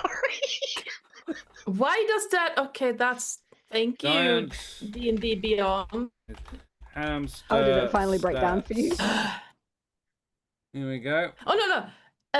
I clicked to go back because I got that space eel thing. I clicked to go back, and it took me to the Twitter page. Yeah, that was I'm like, happening to me earlier. Okay. Oh. Okay. I've got a lot of different results. Hold on. I here. have Spelljammer. I can look this up. Oh, that'd be great. Uh, Right, space hamster. Stat block. Some of them say 16. I only meant to banish the 3 inside the cockpit. I know. there we go. Look, sometimes we have to live with the consequences of our actions, Darren. So the glorious, glorious results of your actions. This is better than the So- whale, right? Chaos. Yes. Hold on. This is the second time you have cast a spell as Hjort and crushed one of my characters. I would say this is not necessarily better than the whale. because it all very much so- depends on where Yanwarin is when the thing reappears. Alright, I hope the rest of us know that. um, the official thing from the Spelljammer book says a giant space hamster has a strength of 14. Okay. Hmm. Cool. Oh, God. In which case, you are probably going to overpower this only large creature. I got to imagine like the thing is bigger than that, but there we go. Excellent. So, Hjort, you make an athletics check on behalf of the Mecha Koboldzilla to How about I roll wrestle. How about I roll the d20 and you tell me the modifier? It's 6. That's a 16 plus 6, which 20. is 22. 22. I will roll for the hamster. A 19. That's equals because the stats I have is +3 and I want it to be as big as possible. So yeah, that's a 16. So +3 makes an equal 22. You are wrestling a giant space hamster. Oh my god, I know exactly what's going to happen. When you banish back, you're going to bring it with you. You're wrestling it.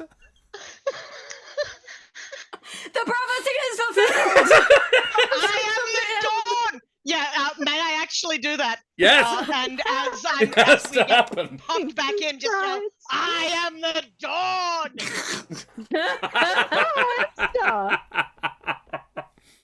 What Who's you playing game 3? Because we have just ruined their... what you don't know is that the Dawn was the name of one of the mice.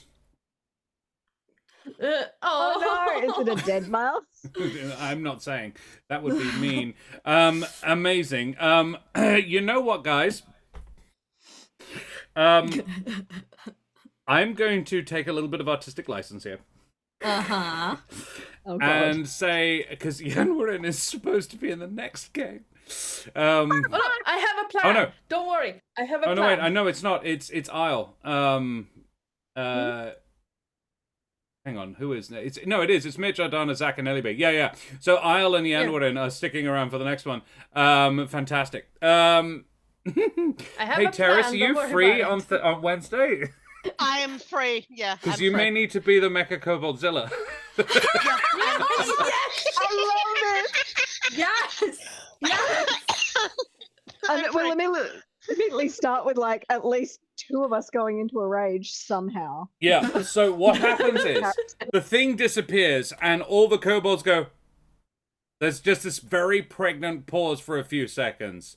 And then about 8 of them simultaneously go, huh? Like, the fuck happened? And it kind of, everyone is so shocked. And yeah, it was this pop and then, ah! And it's sort of a wet crunch, and you're like, huh? And everybody's sort of like, hang on, are we okay? Are we good? Did we win? What happened to it? Sprinkles and Isle and Yanwarin, but has a newly broken leg that he just fell 100 feet onto. You have a minute. The kobolds are sort of waiting, really. They're like, as long as you don't attack them, you get the feeling they probably won't attack you. You guys came in and unleashed some hardcore magic very rapidly. This whole event has been 12 seconds. Mm-hmm. Holly's gonna kind of look around and then kind of... Is it supposed to do that? No! It's not supposed to run. It's supposed to stay here and fight. Oh. The door is up there. Well, shit. It's very powerful. Yanmarin has 2 things he's gonna Oh! do right this second, as he's like focusing really hard through the pain. First, he's gonna use Psychic Veil, Uh-huh. which To turns him disappear. invisible. Cool. And then you'll see a single purple projectile just away, and then nothing. As he's going to use the teleporting strike ability of the Psychic Blade. Because that's a bonus action. To where? I have to see how far I can go first. 'Cause 50 feet would get you to Holly, who is a Holly druid. can heal you as well, by the way. okay. If you turn up with a broken leg. Let me see, because the... Because, yeah, got healing Mechanically, word. your speed is halved with the broken leg. Yeah. Where are you? Right. I had it, and then I accidentally scrolled. Oh no.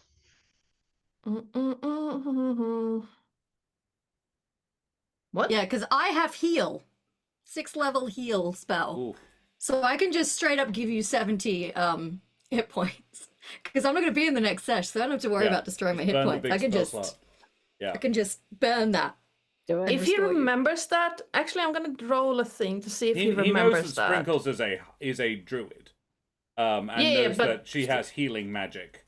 And He just took took so a massive much. amount of damage, and his leg is broken. I'm Yeah. gonna see if he actually can remember that. That's true.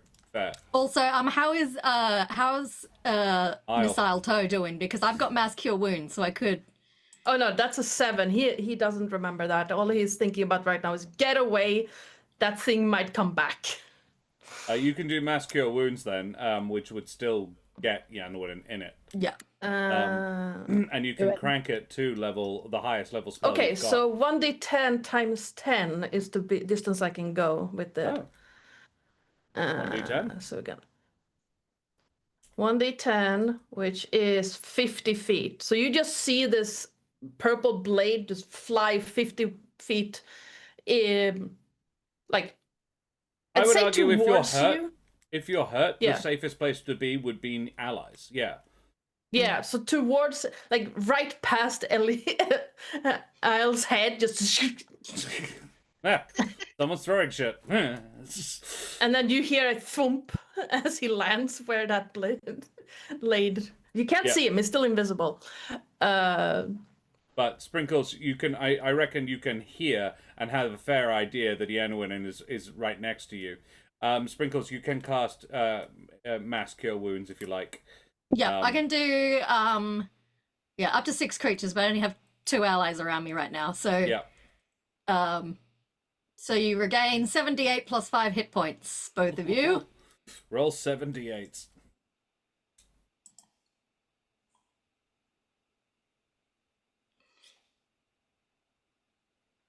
Not bad, not bad, not bad. That is 36 points of healing. Plus 5? Or did it count? That is, it did count. That is plus the 5. So 36 total. Nice. All right. So I'm hopefully still you're not up to feeling better. half. Yeah. You just hear it. Thank you from the dust. Basically, you guys have a minute to wait. You can prepare, but basically, Sprinkles, you feel this is when it happens. Oh my god, no, this is so much better. Sprinkles, you cast that spell, and then you just like, there you go, you hear, thank you, and then Sprinkles, you hear a teleportation noise begin and you get blamfed away at about 15 seconds into that minute. Which means that the incoming party members will have about 45 seconds. Yes. I think we'll leave it there. We're just setting up Isle at the moment to be like, as soon as she Oh and fight. Like, God. Amazing. Guys, excellent work. no! My face Oh my god, that hurts. was great. I am so sorry. Yeah. Everybody also lost connection to Yort and the mouse. So no one can hear his thoughts. You have to be within a mile of each other. Well, will you reconnect? Does it sort of automatically reconnect when you come back? Excellent. No. Fantastic. And he can't see him. Space hamster. Oh no, you think he's dead? Excellent. Well, guys, we need to do our favorite moments. That was one of the more chaotic. And this is what I love about Candlekeep is it gets properly fucking wild. We need some a D5 in chat, please, to quickly go through our favorite moments, everybody. Oh dear. I am so sorry. Lilith, exclamation mark, That was roll space the amazing. number 5, please. Oh. No D. Roll space the number 5. Like these. Is that one? There we go. 3. Get a 3, and that's how you do it. I'll need a 4 next, Lilith. A 3, that is Hjort. Well. Oh no. Who Well. wants to say it? I don't have to. I have others. I'll fucking say it. Accidentally banishing the entire Mecha Koboldzilla to the astral plane. Just fucking glorious. I don't even remember what else you did this session. It is just Riding on it. obliterated. Writing on that, just the constant, I'm so sorry! I'm so sorry! I loved when they just became the Koboldzilla and then decided, I'm just gonna take this hamster with me. Don't think that was the intent, but yeah, solid work. Fight the hamster. Excellent Fight work. the hamster.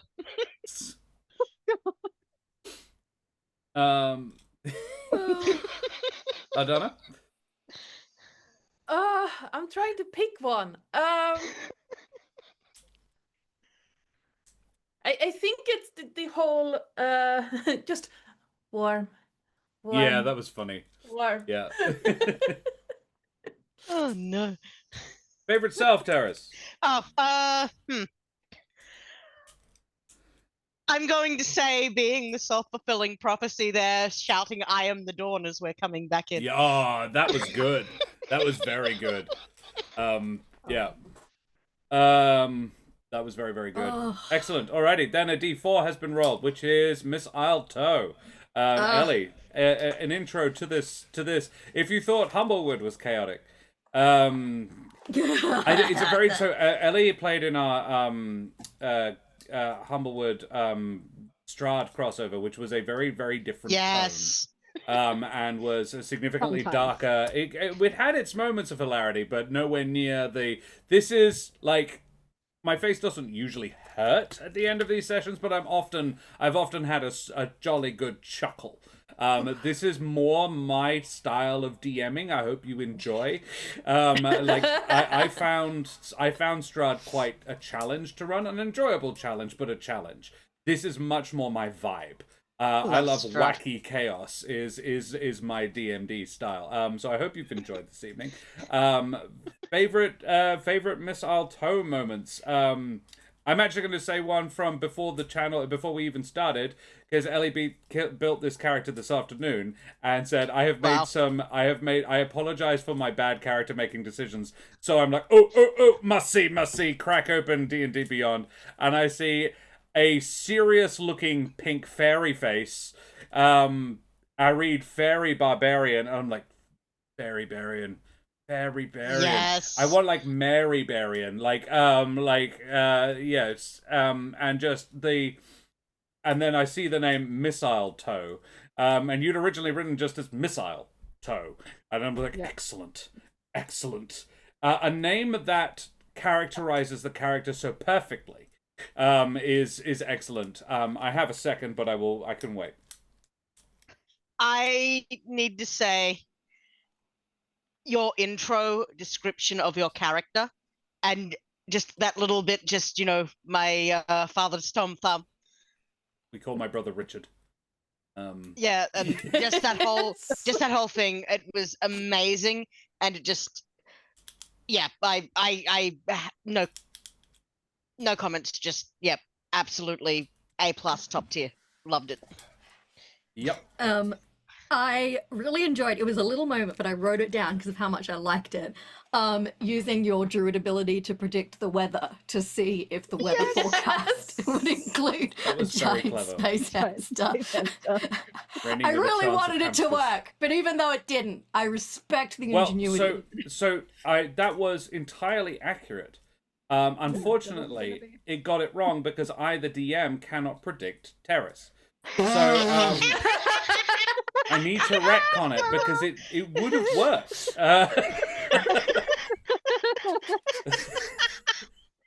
Unfortunately, I cannot actually predict the future. I was just assuming that a space hamster, foolishly, as it turns out, I was assuming that a space hamster was not imminent, given that I knew that I had not planned to put one there. Oh no, I'm dying. Josh, I knew Terrace was chaotic from before. And then he played a character who used a knitted sweater to blind a periton. Yeah. Other favorite Ellie moments. Lilith says, doing the, I turned it even smaller. Mine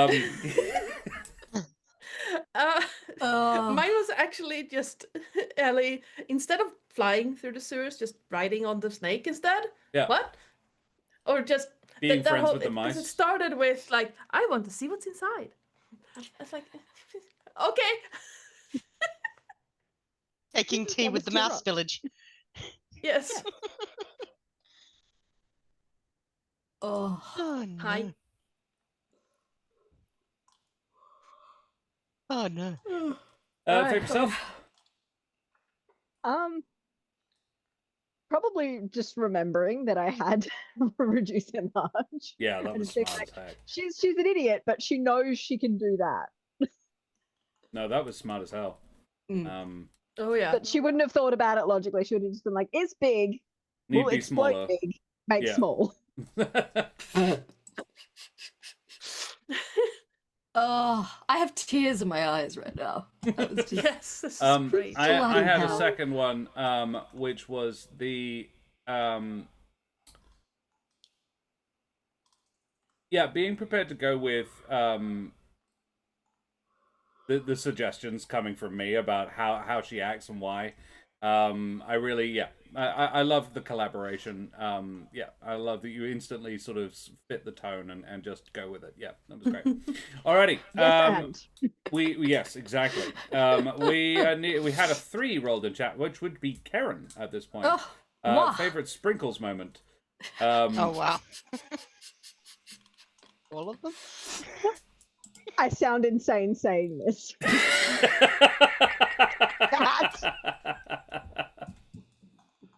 Yeah.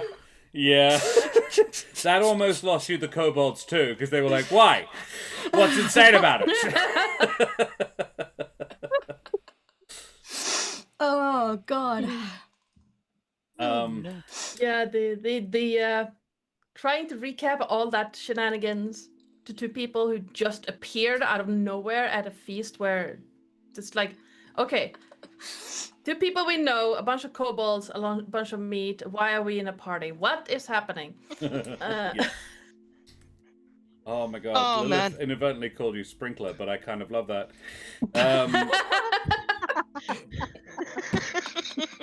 Oh. But yeah. Being Moses is Lilith's favorite moment, and solid. Parting the sewage.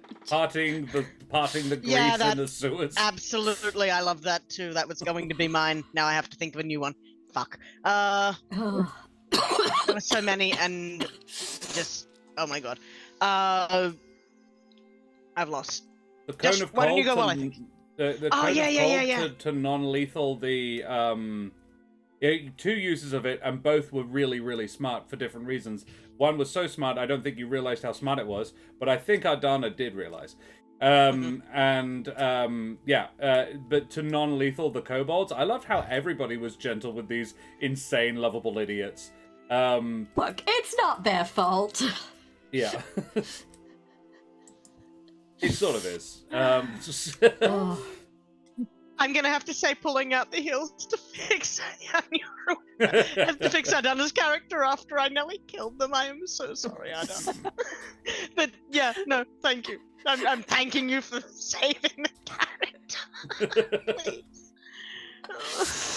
Oh, God. Excellent. Yeah, that was good. The heal was good. I'm glad we had to do it. Oh, no! There goes my camera. The camera! No, camera go bye bye. Karen, favorite self. 5. Oh, man. I think that was 5. Yeah, Yeah. I also enjoyed like non-lethaling the kobolds. I thought like it was generally quite apt. I also enjoyed when the mecha disappeared, being like, is it supposed to do that? Yeah. Yes, that too. Oh. Was there anything else? I'm trying to think.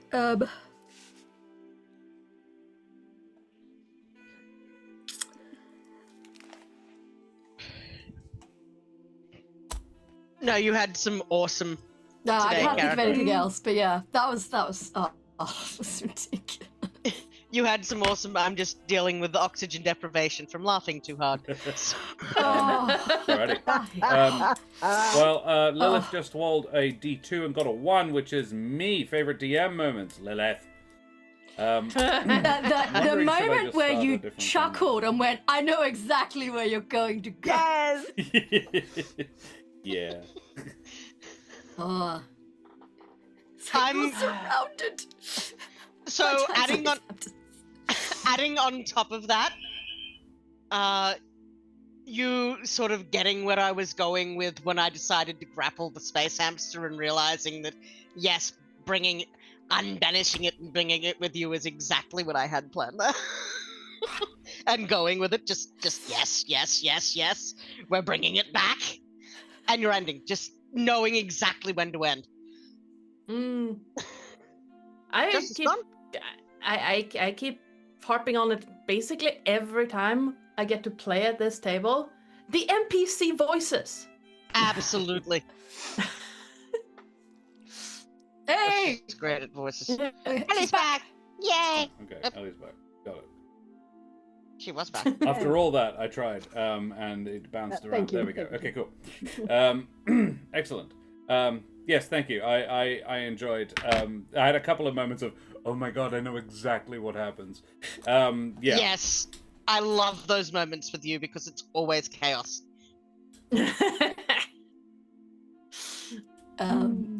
I have another one when everyone's gone. Lilith says, I love Josh as we are best race. We do everything. Then realizing Dawn, like, oh shit. That could just mean when the sun comes up, not when a woman called Dawn arrives. So we did have one of those too, apparently. Yeah, well, look, that could be funny. Oh. My favorite self moment was, there were 3 distinct moments all around the banishment where I was like, I know exactly what this does. But it took I was like, oh no, wait, I know exactly where it goes. And then, oh my god, I know exactly what's there. And oh my god, I know exactly what they bring back with them. Yeah, I was proud of those. The first, I'll be honest, I felt like a little flat the first half, and then the second half I was like, oh, that's right, wrangling chaos is my superpower. I'm sorry. Wrangling. You wrangle them. I just pretend to be a stone in the river. Afraid of doom. Who Oh, would man. be? Yeah, I think that was my favorite me moment. Yeah. My other it was a little thing. It was when Holly was trying to call out for the head kobold and just trying out different variants of kobold names, and your description of how the 3 kobolds in a trench coat turned around. Yeah, that was amazing. to look at her. It's just like a delightful. Russian nesting doll. Yeah. Thank you. Yeah, no. I fucking love kobolds. They're so much fun to run. And this book does specify that all of them are called kobold of some variation or another, except that it's actually only Branton Quark's 3 kobolds are all called kobold. I have taken that and expanded it out. Every single kobold in this village is all called some variation upon Kobold. There's one called couple of Kobold. hundred kobolds. Yeah, there's some that ends with T's, but yeah, very rare for one of them to have a name that doesn't contain an A or an O. Which leaves us with a D1 to roll, which would probably be Ardana, so we need to flatter Ardana. Taking the falling damage like a champ. Taking missing on a 24 like a champ. You hear Nice, that, you tell go, a story. oh no. And I'm going to go for a third. Having it pointed out that this is a construct and that that psychic damage may well not work, and going like, I don't know that, and just taking that like a champ as well, you are delightfully like unfazed by things that the character would be deeply frustrated by. You are not your character. You're sitting back piloting your character, and it's a really lovely thing to watch. It's I love very that cool too, and yeah. professional. Oh yeah, no, that moment, Janvar was about to throw something. The first time he missed, he was gonna throw something at something. Yeah. He's like, ah. But I was like, all right, that That's happened. funny. Yeah. I'm going and to also say along... psychic damage does work, because the thing Yeah. is kind of alive. But I was trying to trick you into not doing it. Bad Josh. Janvar has never fought the construct. He has no idea if it works or not. It's just, Bad this Josh. is the thing I And do. now he thinks it Shank. does. Yes. Along the same vein as those, rolling the check to see if you would remember that sprinkles could heal you. Oh, yeah. I thought that was good. Brilliant. Suboptimal character choices are a thing in this Yep. party. Mhm. Yeah. It was an earlier moment, and it was another one I wrote down so I wouldn't forget it. It was Yanwaran being okay with the idea of being high in this moment, but just wanting to know that they were high. Am I? So they could judge what they were Just in case. perceiving in the correct light. It's like, it's fine if I'm high, I just want to know so I can read this with that lens on. Realizing that she will actually need the walking stick after that fall. It's just a flesh wound. Help me! I had two, so I really love the absolute love of the giant space hamsters, and like being like, yes, yes, we're gonna see them, and the kobold's like, no, we're gonna fight them, and you're like, no. Oh. I'm gonna have to create a stat block for a giant space hamster, because it's got to be bigger than. I reckon they are small in the astral plane, but they get bigger on the material. Otherwise, they wouldn't have been mining it for thousands of years. It's the size of a bear. That's not that big. Yeah. Giant for a reason. Yeah, no, gargantuan. Oh. But yeah, so love that. And then the other one I loved was just the bit at the end where it's like, I'm getting the hell out of Dodge, and it's like, I'm just gonna throw this and get myself over there. I was debating, like, either he does that or the star step again. Would he remember? Probably not. Massive amount Gotta of be pain. able to walk I'm to not gonna.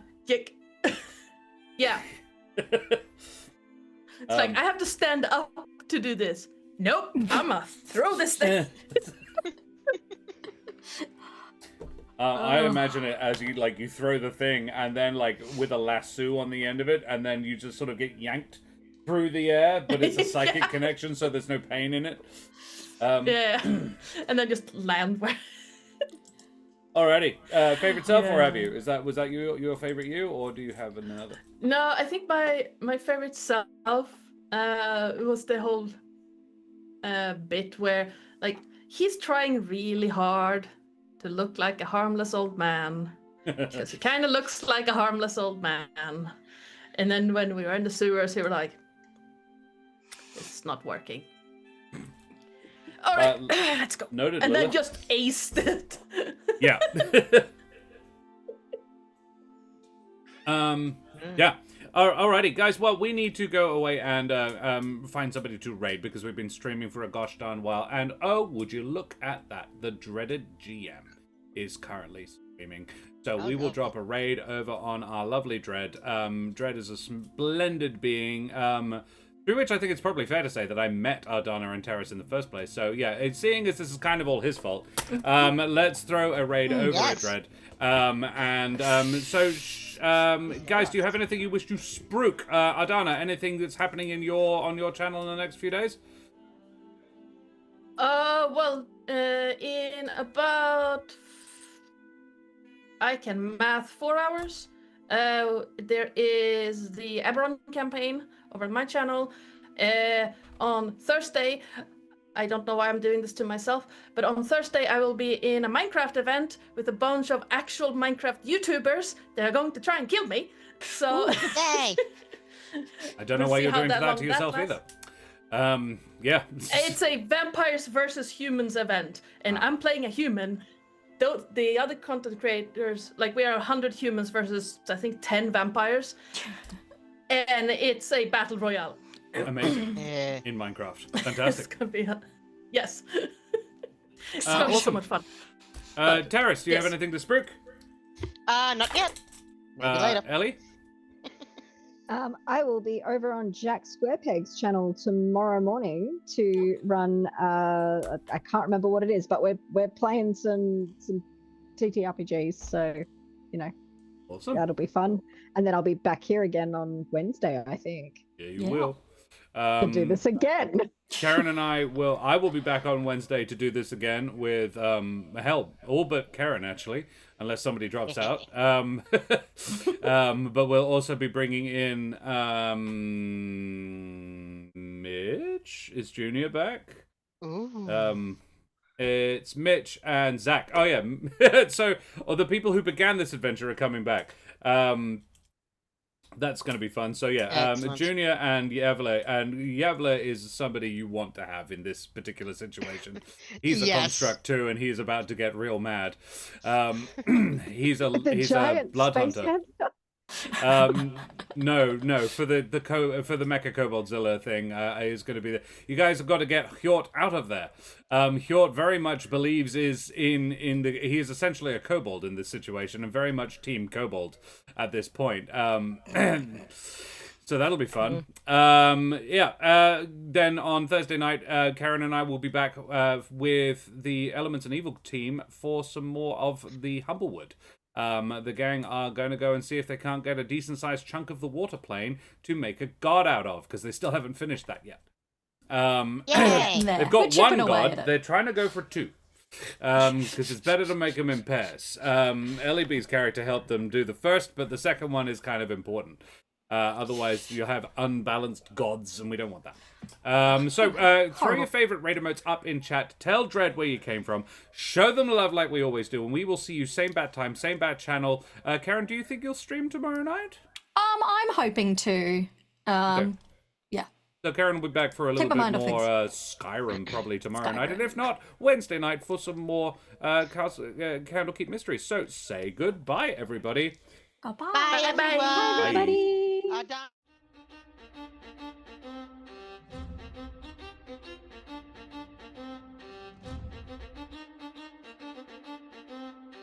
Don't forget to like and subscribe, you wee scallywags! Avast for now!